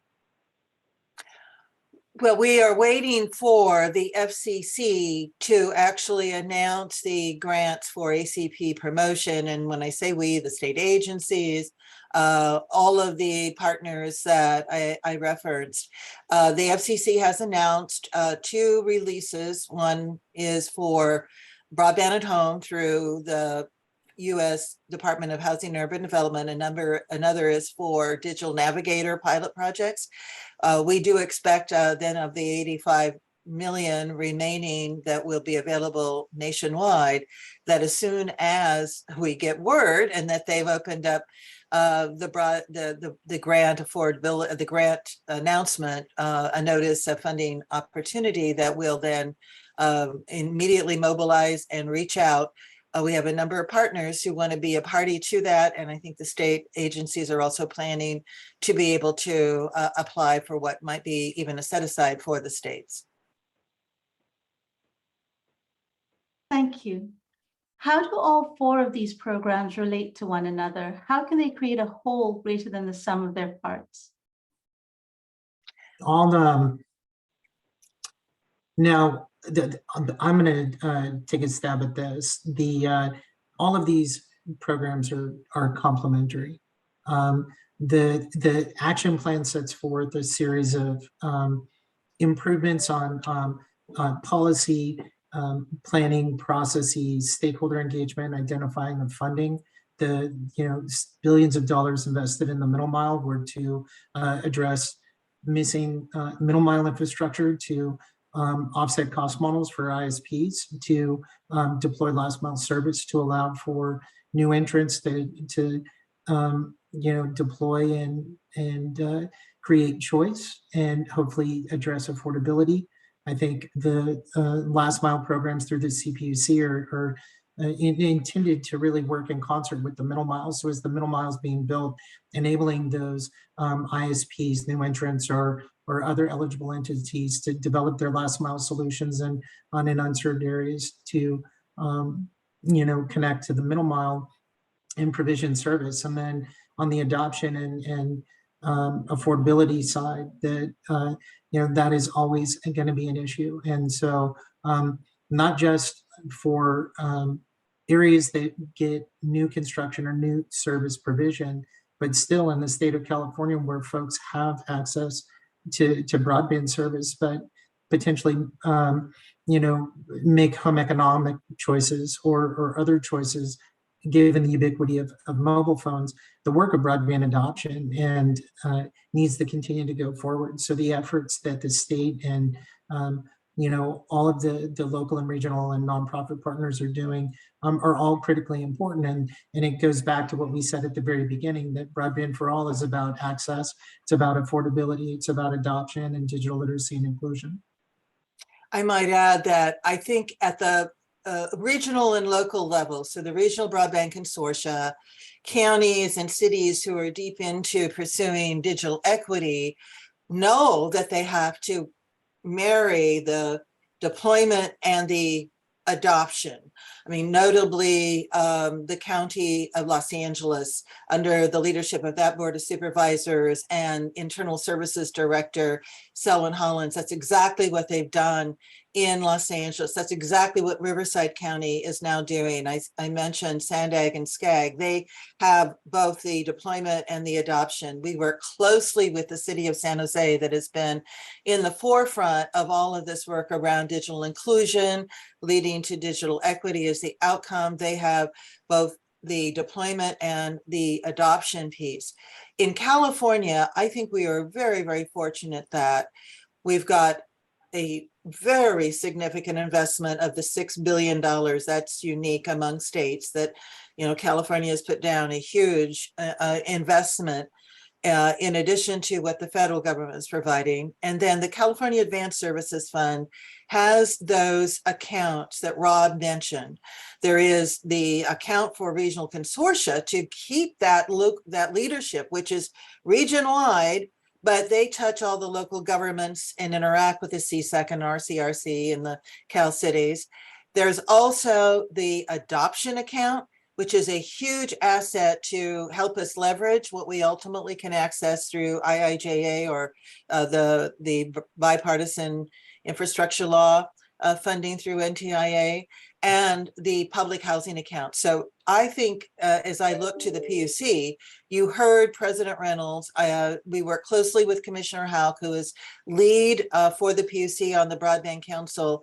Those resources of both deployment and adoption to be provided for on-the-ground implementation for both things at the same time is essential. Lastly, as we're working with the internet service providers, particularly through the request for qualification for prospective partnership processes that the MPOs in San Joaquin Valley have done, we're asking the ISPs, think about how you're going to couple what you're doing on adoption as you're building infrastructure. So if we keep both things in mind, I think that's the best way that we're going to ultimately get them to complement one another and get people online, which is the key to digital equity. That's all the time we have for the Q&A session. Thank you to all our presenters. We will now head to our break. The next session will begin at 11 a.m. Thank you.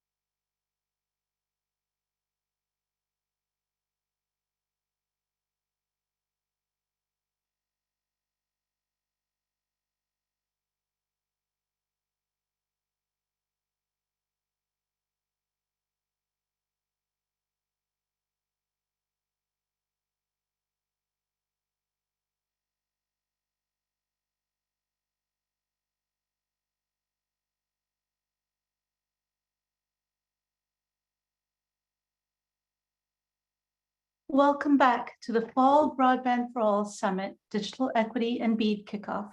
We are now starting session number 3, the Digital Equity and BEAD panel.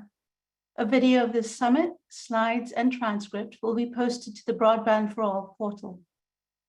If you have any questions during this presentation, we have enabled the Q&A feature, and we will try to get to your question following the presentations.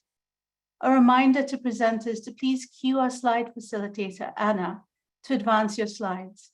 We do have a full agenda today, and we respect the ask panelists to keep to their allotted timeframes, and that attendees adhere to the Q&A function for questions. And with these housekeeping items complete, I'd like to begin session number 3. I'm pleased to introduce Scott Adams, Deputy Director, Office of Broadband and Digital Literacy at the California Department of Technology. Thank you, Richna, and thank you everybody for staying with us. We know this is a long summit, but it's filled with information that's critical to all of us collaborating and coordinating over the next year. I want to advance the next slide, please. As was discussed in the opening panel, both Broadband for All is it's a collaboration between the federal, the state, and the local regional partners, both government entities, nonprofit, and private sector. We're really excited to welcome to the extended California family, the NTIA, California Program Officer team. If we could drop this slide, I'd please like to introduce Marina McClatchy and Gladys. Morning. Thank you, Scott. Hey, Marina, just real quick, if you and your peers could, in 20 or 30 seconds, just share what your roles are going to be and how you're going to be supporting the state and the local entities on the digital equity and BEAD planning processes.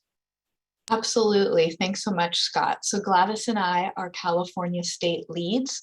We will be covering the state of California, supporting the digital equity planning process, as well as the implementation of the Broadband Equity Access and Deployment Program, or BEAD.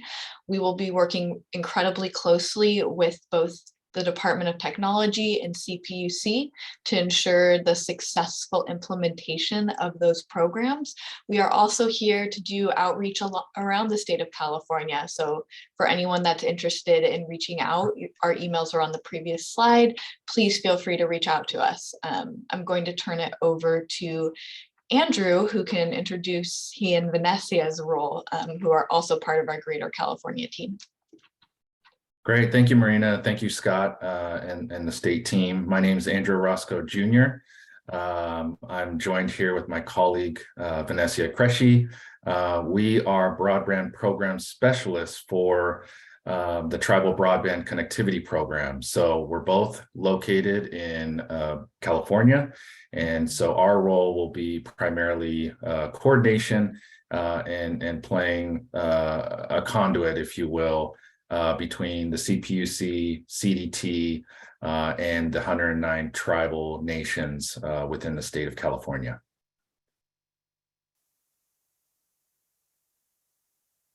Well, thank you very much, NTIA team. And I know folks are going to recognize the familiar faces of Marina and Gladys and Susan Walters and Andrew and Vanessa. We're so excited to be working with you, particularly, given how critical it is for tribal collaboration with the state. And I want to thank you guys for agreeing to host the breakout session on tribal collaboration later on today.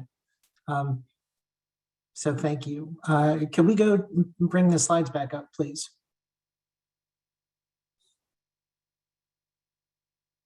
Great. So just wanted to come back. I think, folks in the pre-registration questions had asked, how are all of these things connected? Well, Broadband for All, as we indicated, has really been evolving over the last many years in California, but specifically over the last 2 years. And we're really excited that, 2022 brings the IIJA funding, total at $65 billion to support broadband deployment and adoption and promote digital equity in states. The two we're going to talk about today are the BEAD program, really the biggest pool, $42 billion, and then the digital equity planning capacity and competitive grants, again, which are represent a significant source of funding that California can bring back to the state to advance the aims of broadband for all. Next slides. Real quick, folks had asked what the roles and responsibilities were. Thank you to the governor and the legislature. Recent legislation, AB 2750, designated the Department of Technology as the administering entity for the Digital Equity Planning Program. The CPUC, as President Reynolds had said earlier, will be the administering entity for the Broadband Equity Access and Deployment Program. Both planning processes will be coordinated, and there will be extensive statewide local engagement and input. And what we really want to underscore is that when these plans will be are completed, they'll be integrated together and will unlock hundreds of millions of additional dollars to achieve broadband for all. Next slide, please. As far as the funding process approach, the state is receiving a planning grant from the NTIA to develop the plan. Once we receive the award, we will have 1 year to complete the plan. In terms of the size of the state geographically and the population, we fully intend to take the entire 52-week year to implement the planning process. And their process is really going to focus on digital equity outcomes aligned with the state's other priorities. Next slide, please. We wanted to emphasize and can't emphasize enough that this really is all about equity, and the Digital Equity Act, which was in the IIJA, prioritizes investments for 8 covered populations, and these covered populations were mentioned earlier. We want to go over them again. It's individuals living in covered households at income levels at or below 150% of the poverty level, aging individuals, incarcerated individuals, veterans, individuals with disabilities, individuals with language barriers, members of a racial or ethnic minority group, and individuals who reside in rural areas. Next slide, please. As far as the plan requirements, there's actually 15 requirements. 5 of those are included in the IIJA. There are an additional 10 requirements that are included in the NTIA's Notice of Funding Opportunity, which the state had responded to receive the planning grant. And I'm not going to go over all of these with you today, but we are going to share these slides with all of you and post them on the portal, so that information will be available. Next slide, please. So as far as the planning process, it's going to consist of 5 components. There will be a statewide planning group, several outcome area working groups, a California Digital Equity Survey actually surveys, local and regional outreach events, and then ongoing statewide public engagement. And that will be through summits like these, through electronic communication, and most of this is going to be driven through the Broadband for All portal. Next slide, please. So as far as the statewide planning group, that is really going to function as an advisory body to the Department of Technology and provide input on planning activity and the final components of the digital equity plan. It will consist of representatives from Broadband Council member entities and be expanded to include statewide agencies and departments or other entities that have a connection to the 8 covered populations or subject matter expertise related to the outcome areas that the plan is going to focus on. All of these meetings will be publicly noticed and open to the public, and you're encouraged to attend those.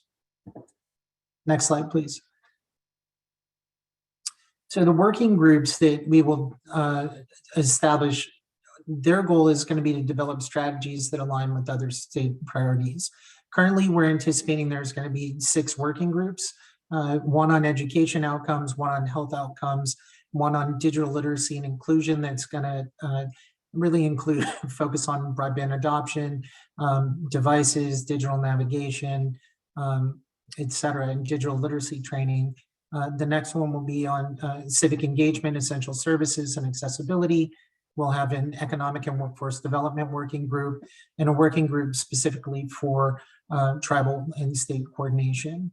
The objectives of the working groups will be to develop the statewide stakeholder map, to compile an asset inventory of existing plans, programs, and resources, and even do a gap analysis, and then provide recommendations to CDT for potential inclusion into the digital equity plan. Next slide, please.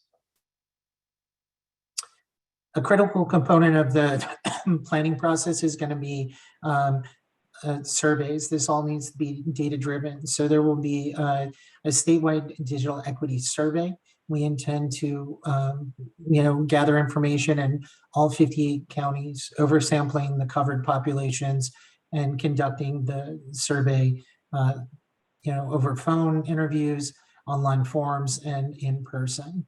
Additionally, we'll be developing a digital equity ecosystem mapping tool that will help really do a statewide inventory of current plans, programs, and resources. So at the state, at the local, at the regional level, but also, surveying philanthropic and private sector programs as well. Next slide.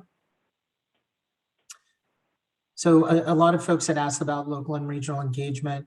This is where, CDT and PUC intend to host 20 local and regional engagement events throughout the state, in the 10 different 2020 census regions. And the focus there is to really gather and convene local and regional stakeholders and residents where they live to really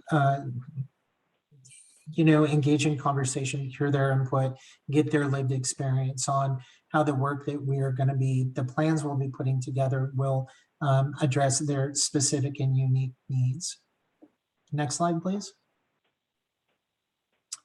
I know folks were asking about timeline. This is still evolving, but a preliminary timeline just to give you a sense of what the process is going to look like. So the first point on the timeline is July 11th, which is when the Department of Technology applied for digital equity funding. You'll see today, the 24th, is the kickoff event. We expect to receive the planning grant sometime in the next 30 days. Sometime between December and June is when we'll be conducting the local outreach events. The first statewide planning group meeting will be on January 25th. And then the survey development and being out in the field and the analysis will occur between January and March of next year. You'll see another planning group meeting. What we really want to draw your attention to is that there will be a public comment period, that a draft plan will be proposed. It will be put up for public comment, and then those public comments will be considered and factored into the final plan that is ultimately delivered to the NTIA. And then once that plan is delivered to the NTIA and approved, the state will be eligible to receive its statutory allocation of digital equity capacity grants. And so I believe that concludes my presentation, Richna. And oh, no, I'm sorry. Thank you so much. This is the most important slide. We know all of you have taken time out. We know all of you are in many ways the subject matter experts in your own areas with the covered populations, and also just from a local and regional perspective. So we really would like to partner and align with you on your efforts and collectively develop these plans over the next year. So want to draw your attention on the Broadband for All portal. We did create a form for both individuals and organizations to fill out their information and really tell us how you would like to participate in the process. And like I said, just thank you for your time, and I'm going to hand it back over to Rich now. Thank you, Deputy Director Adams. Next is Rob Osborne, Director of the Communications Division at the California Public Utilities Commission.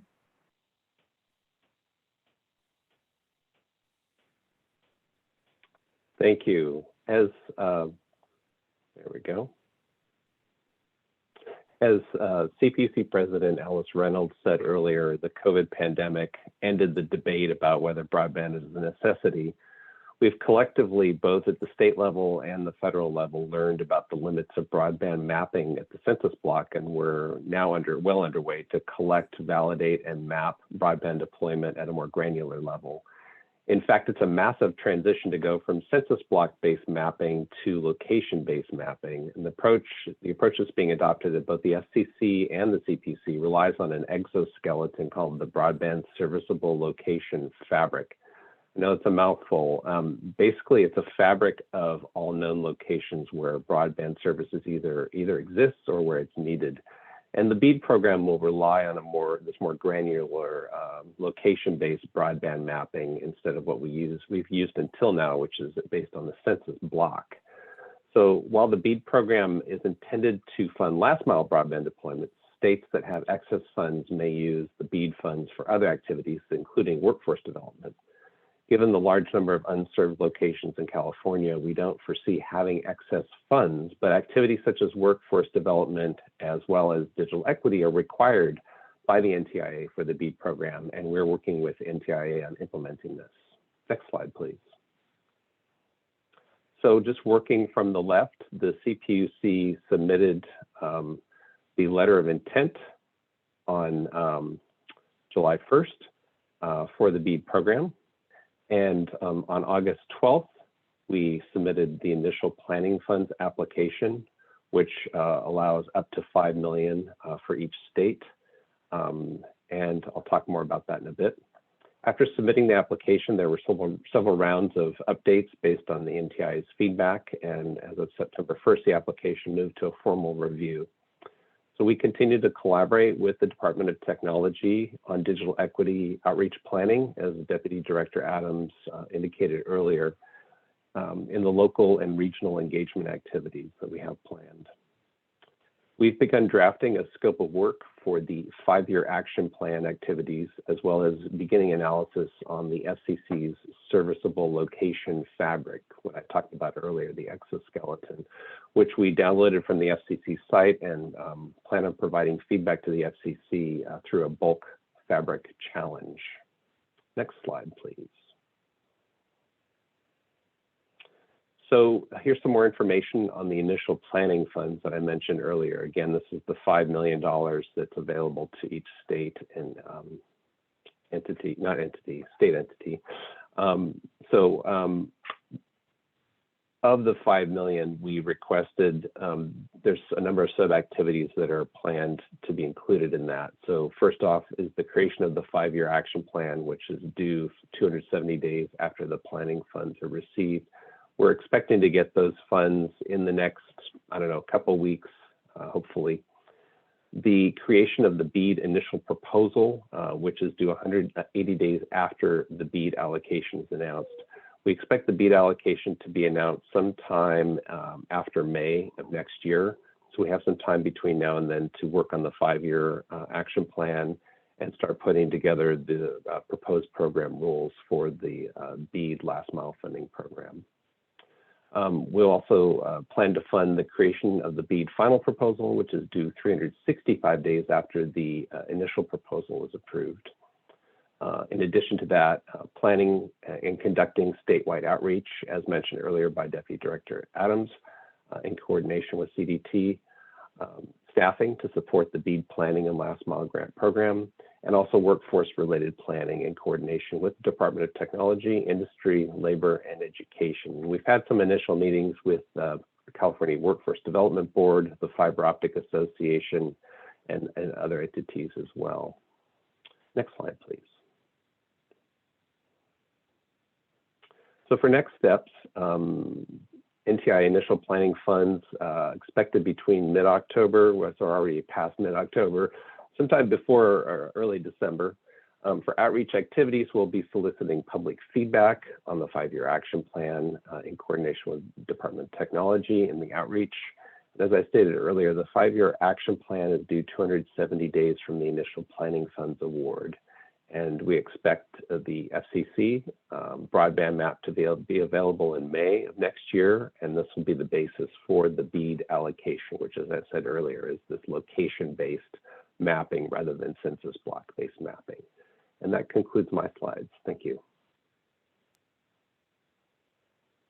Thank you, Director Osborne and Deputy Director Adams. We've received some questions during your presentations, and while we may not have time to answer all of them today, here are a few questions I'd like to share. How will the SPG members be identified or chosen? Thank you for the question. As we'd indicated in the slide presentation, the statewide planning group will consist of representatives of member entities of the California Broadband Council, and then looking at the covered populations, identifying either state agencies or outside entities that have specific expertise interacting with and providing services to the 8 covered populations, or particular subject matter expertise related to the 6 outcome areas that the state's going to focus on. Thank you. Many cities already have broadband service availability included in our GIS systems. Could this parcel level data be useful in the BEAD program? Yes, and in fact, as I mentioned earlier, the census block-based mapping unfortunately hides some areas that do not have access, what LA County Supervisor Holly Mitchell refers to as the not so much underserved, but just hardly reached, I think is what she calls it. So there are in fact areas that do not have access, do not have service coming into their home, that are in areas that appear to be covered or served. So with the location-based mapping, the idea here is to identify those areas and provide solutions to connect all those households. Thank you, Director Osborne. A year from now, won't most of the current broadband funding be spent or its spending directed? Shouldn't we pause that spending until the equity plan is final?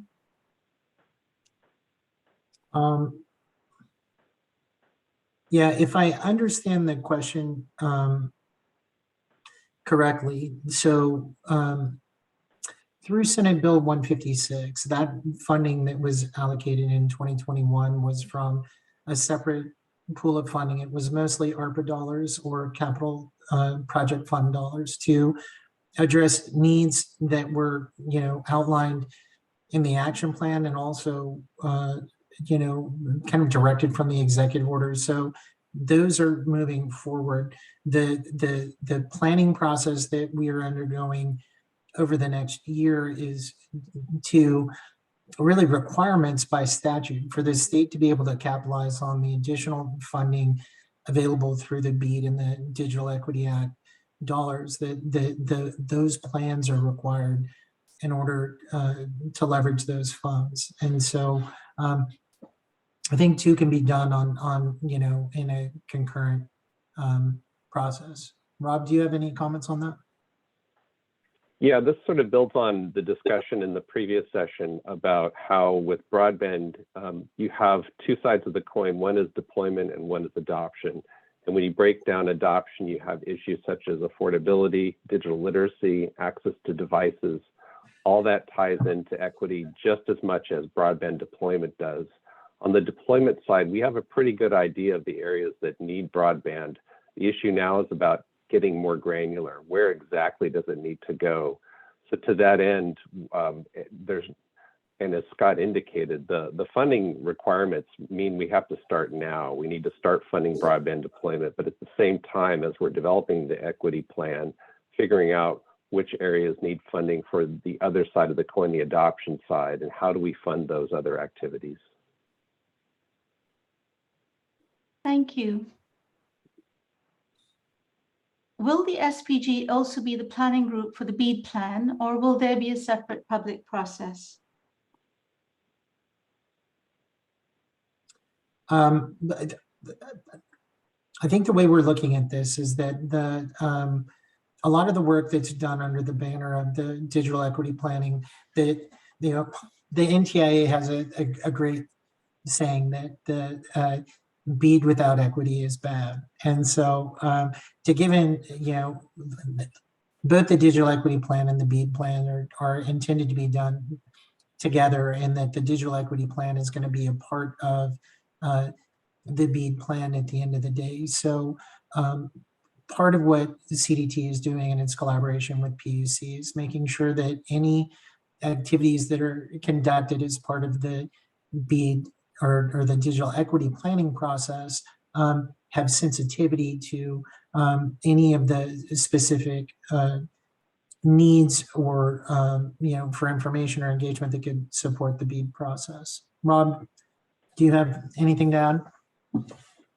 Yes, I think it's exactly right, Scott. The planning group complements all the outreach activities that we'll be doing. So the key here is that we need to have as much input as possible. So it won't be limited to just the planning group. It will be all the outreach that we're doing, all the engagement across the 20 areas, 20 regions, and incorporating that into the BEAD plan.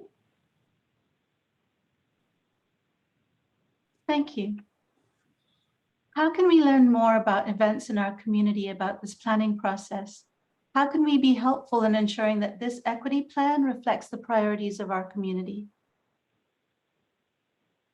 That's a fantastic question. And I would say that the only limits to, the voices of local participation is the participation itself. So I would very much encourage everyone to go to the planning process intake form on the Broadband for All portal and indicate where and how you would like to participate.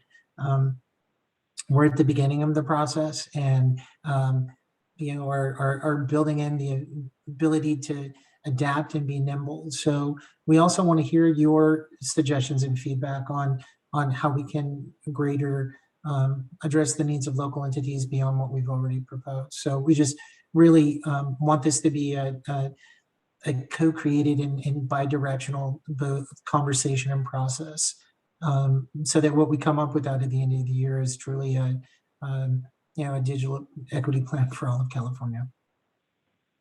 Thank you, Deputy Director Adams. Just a reminder to the audience that you can post your questions in the Q&A feature. Please feel free to post more questions as you would like. For Director Osborne and Deputy Director Adams, what steps will the state be taking under BEAD and NTIA funding to deploy broadband and adoption programs to multifamily affordable housing, not just public housing? That is an excellent point, and it's something that we've tried to address through the California Advanced Services Fund public housing program, and we will also be doing through BEAD. First of all, identifying where the need is. Oftentimes when in the past we've shown broadband availability at a census block, the multiple housing units are not shown individually or in terms of issues of inside wiring. Sometimes communities have a broadband provider already set up, but doesn't provide surge speeds. So those are challenges we'll be working to overcome.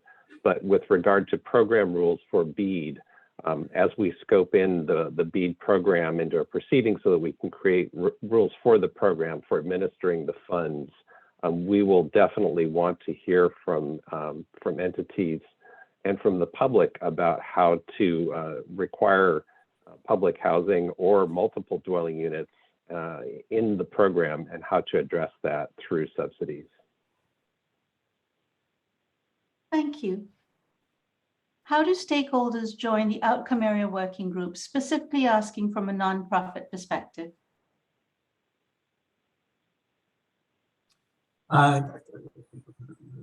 Great question again, and we welcome participation in the outcome area working groups. I would again direct any entities from the nonprofit community, the philanthropic, the private sector, please, California is a big state. As we look to organize these groups, want to refer you to the form on the Broadband for All portal, and just fill that out and let us know which working groups you're interested in participating in. We are already doing a lot of digital inclusion work in our city: device programs, digital literacy training, infrastructure planning. Will these planning processes help create more resources for us to expand those efforts? Yes, I believe so. Again,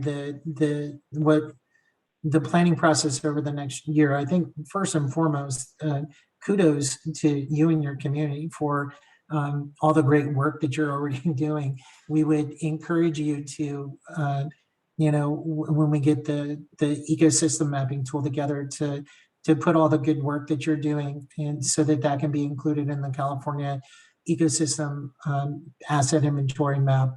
One of the things that we want this process to unearth is what are the unique and effective programs and efforts that are being implemented locally that could be shared and scaled and potentially implemented in other communities across the state. So I would just say, number one, we want to learn from you, and we want to share your experiences with others. And in terms of the funding, yes, it is the intent, as Rob had said earlier, that the digital equity capacity grants and potentially after that, the competitive grants will be available to support these local efforts. I think, the part of what I'm just going to be cautious about this, what we also look to unearth is the availability of service and some of the other challenges. There will be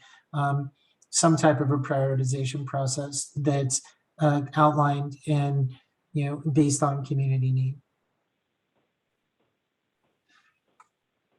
Thank you. How will we be able to provide comments on the draft digital equity plan when it is released? So that will be. Oh, go ahead. Sorry, go ahead. That's yours, Scott.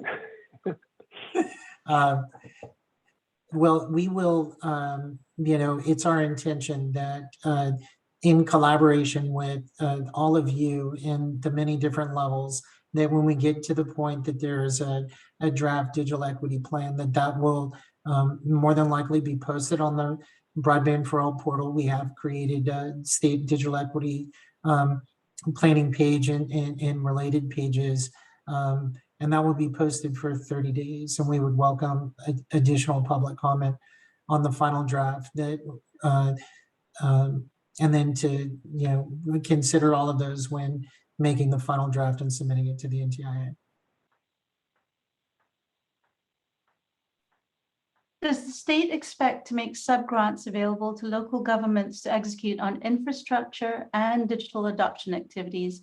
When do they anticipate these would become available?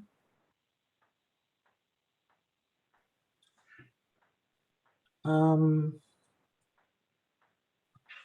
wonder if we can clarify the question. Available to local governments. Rob, is this a need or an existing? I was going to say, so as I was talking in the last session about the local agency technical assistance, we currently have applications, we're accepting applications for that, and that's available to local governments and tribes for broadband planning, which we consider the first necessary step before you go to deployment. So please follow up with, you can go to the CPC website and learn more about the local agency technical assistance grant program there. Following that, we'll be opening up a window for applications for the last mile funding for broadband, and that will be made available to local governments as well as internet service providers and tribes to deploy last mile infrastructure. So those are both through the PUC. And then Scott, I don't know if on the digital equity side, I don't know if there's any plans for sub-grants there. Well, I think that in terms of subgrants, the outcome of the digital equity planning process will be to outline the needs, identify existing programs to address gaps in digital equity in the 6 different outcome areas. And we're cautious to pre-bake any solutions or ideas into the process before all of us are able to get together and develop those. But we, I think it's reasonable to expect that one of the outcomes of the digital equity plan would be, and it's also a requirement, is that after getting together and identifying the needs and learning that these are programs that we intend to fund, and that when the state receives its allocation of capacity grants, that there will be some type of subgrant program that would support other entities in getting funds to help implement the plan. If I could just add one more thing on the BEAD, we have not created the program rules for BEAD subgrants, but when we're doing that, we scope that into a proceeding. We'll be opening that up for public comment and input, so parties can indicate an interest in having the BEAD funds be available to local governments. Thank you. Is the state going to invest in pre-capacity development for tribes and communities to help get them to the stage creating a local broadband plan and applying for broadband resources? This is at an earlier stage than the technology assistance grants at CPUC.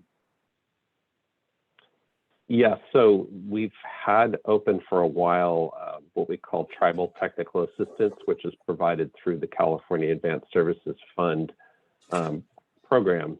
And we are accepting applications right now for that. And that was designed specifically to provide funds to tribes for capacity building in terms of broadband planning. And then that would ideally lead to a broadband application for last mile funding.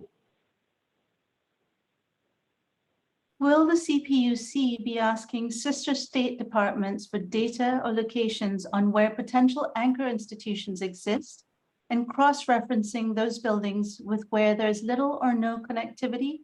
For example, asking the California Department of Health for the locations of all health facilities in the state, including hospitals, clinics, and skilled nursing facilities, and asking the Department of Housing and Community Development for public housing locations?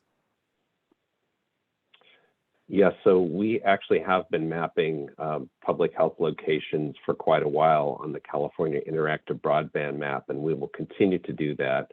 For housing and community development, that's something we can add to the community anchor institution layer. So we have a number of layers available in the interactive map. One of those is called anchor institutions, and you'll have schools, libraries, public safety, those sorts of nodes, as well as the known broadband information that we have for those locations. So yes, we have been doing it, and yes, we can expand it to include public housing. Yeah, and I would also add that there's a lot of complementary efforts going on in the state on this. Particularly, I would direct folks. PUC, the Department of Technology, and Caltrans have been working with the Department of General Services to identify through the state property index a number of state properties for broadband deployment purposes. But as part of that effort, we're adding new layers into that can be leveraged to support CPUC's efforts. Will there be funding available for researchers that can help analyze implementation and adoption?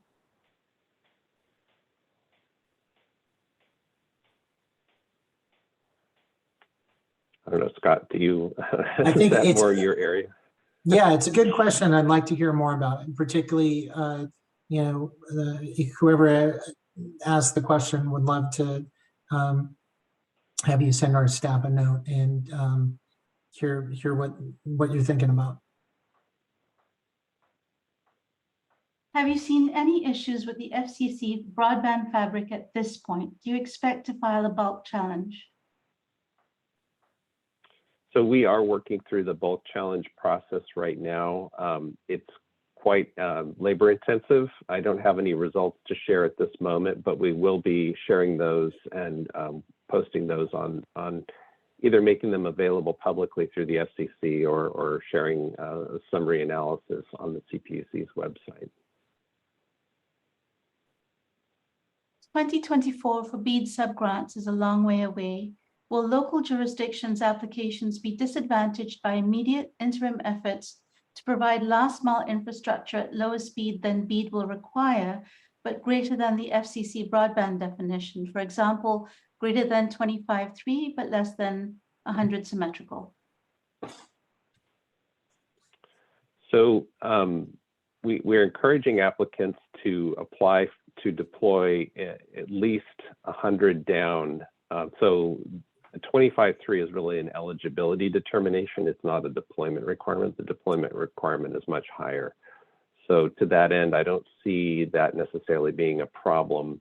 But just to add that the BEAD program, first of all, will be available, to similar entities as the federal funding account. The BEAD will require 25% match. So I would encourage any entity or organization interested in applying for funding to first look into the federal funding account. The money will be available prior to BEAD. So in terms of sequencing, I would follow for federal funding account, and then once BEAD becomes available, apply for BEAD. I have heard about open access networks being considered by such entities as the Golden State Connect Authority. Can you explain what the difference is compared to a public-private partnership? And is there a preference that California is leaning toward?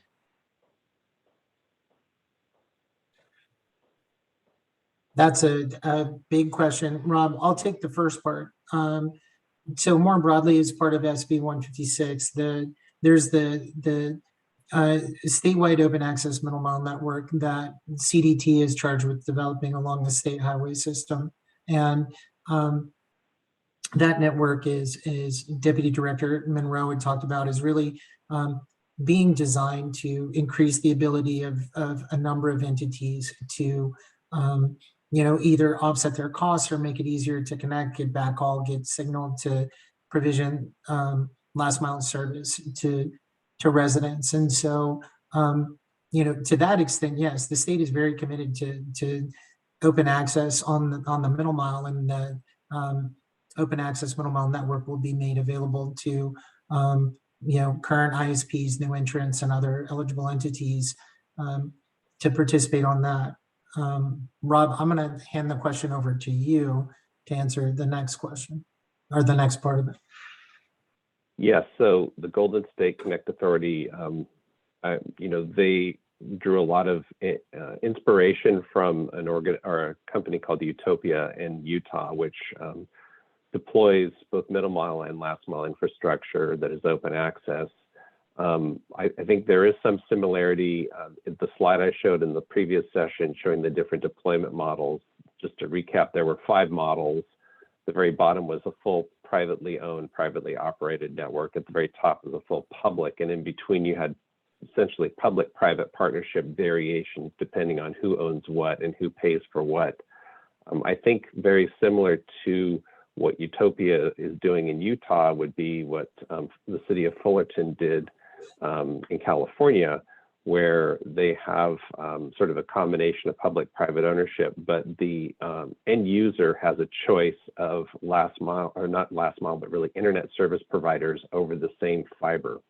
So you could choose, almost like how we used to do with telephone service, you could choose a long distance company using the same line. The idea here is you could choose an internet service provider using the same line. And what that really means is that you have a service-based competition model instead of a facility-based competition model. So the barriers to entry are a lot lower if you don't have to install brand new fiber for each company, which to me really is a way to generate more competition without having that barrier. Means you're probably going to get lower prices, but that hopefully answers the question. Thank you, Director Osborne. One final question. Will there be a subsequent event like this one to receive updates from all the stakeholders involved? Yes, there certainly will. And in terms of, sorry to be short, I know it's been a long morning. There will be more events like this, as you can see through the timeline that we had shared in the slides. One of the big challenges that we're discussing with the Public Utilities Commission and other statewide entities is there's such a tremendous need out of necessity to coordinate and collaborate with entities across the state on both digital equity BEAD, but the existing programs that are going on with the middle mile and the last mile that were funded by SB 156. And what we're trying to do is be efficient as possible and as inclusive as possible without fatiguing folks for stakeholder engagement. So we're going to be looking at that, and ultimately, know that we intend to do, if not quarterly, at least a couple of these big virtual events a year over the next year or so. Thank you so much, Deputy Director Adams and Director Osborne. And to the audience, thank you all for your very wonderful questions. We enjoyed this summit today. We have now come to the end of session number 3, and we'll be concluding our summit shortly. A video of this summit, slides and transcript will be posted to the Broadband for All portal. But first, some announcements about the optional 6 breakout sessions starting at 12:15 p.m. We encourage you to attend one of these 6 sessions with a focus on the 6 outcome areas for covered populations. It's important for us to collaboratively brainstorm ideas around digital equity. We hope to obtain valuable feedback from participants to develop a collaborative vision for digital equity in California. To participate in one of these 6 breakout sessions, in the chat feature, click on the Zoom link of your choice of breakout session. Zoom links have also been emailed to all attendees. Complete the registration information, and you will be directed to the Zoom presentation for your breakout session, where a facilitator from one of the state agencies will be presenting. Please log on to the Zoom breakout sessions by 12:15 p.m. Thank you everyone for being a part of the Broadband for All Summit. The summit is now closed.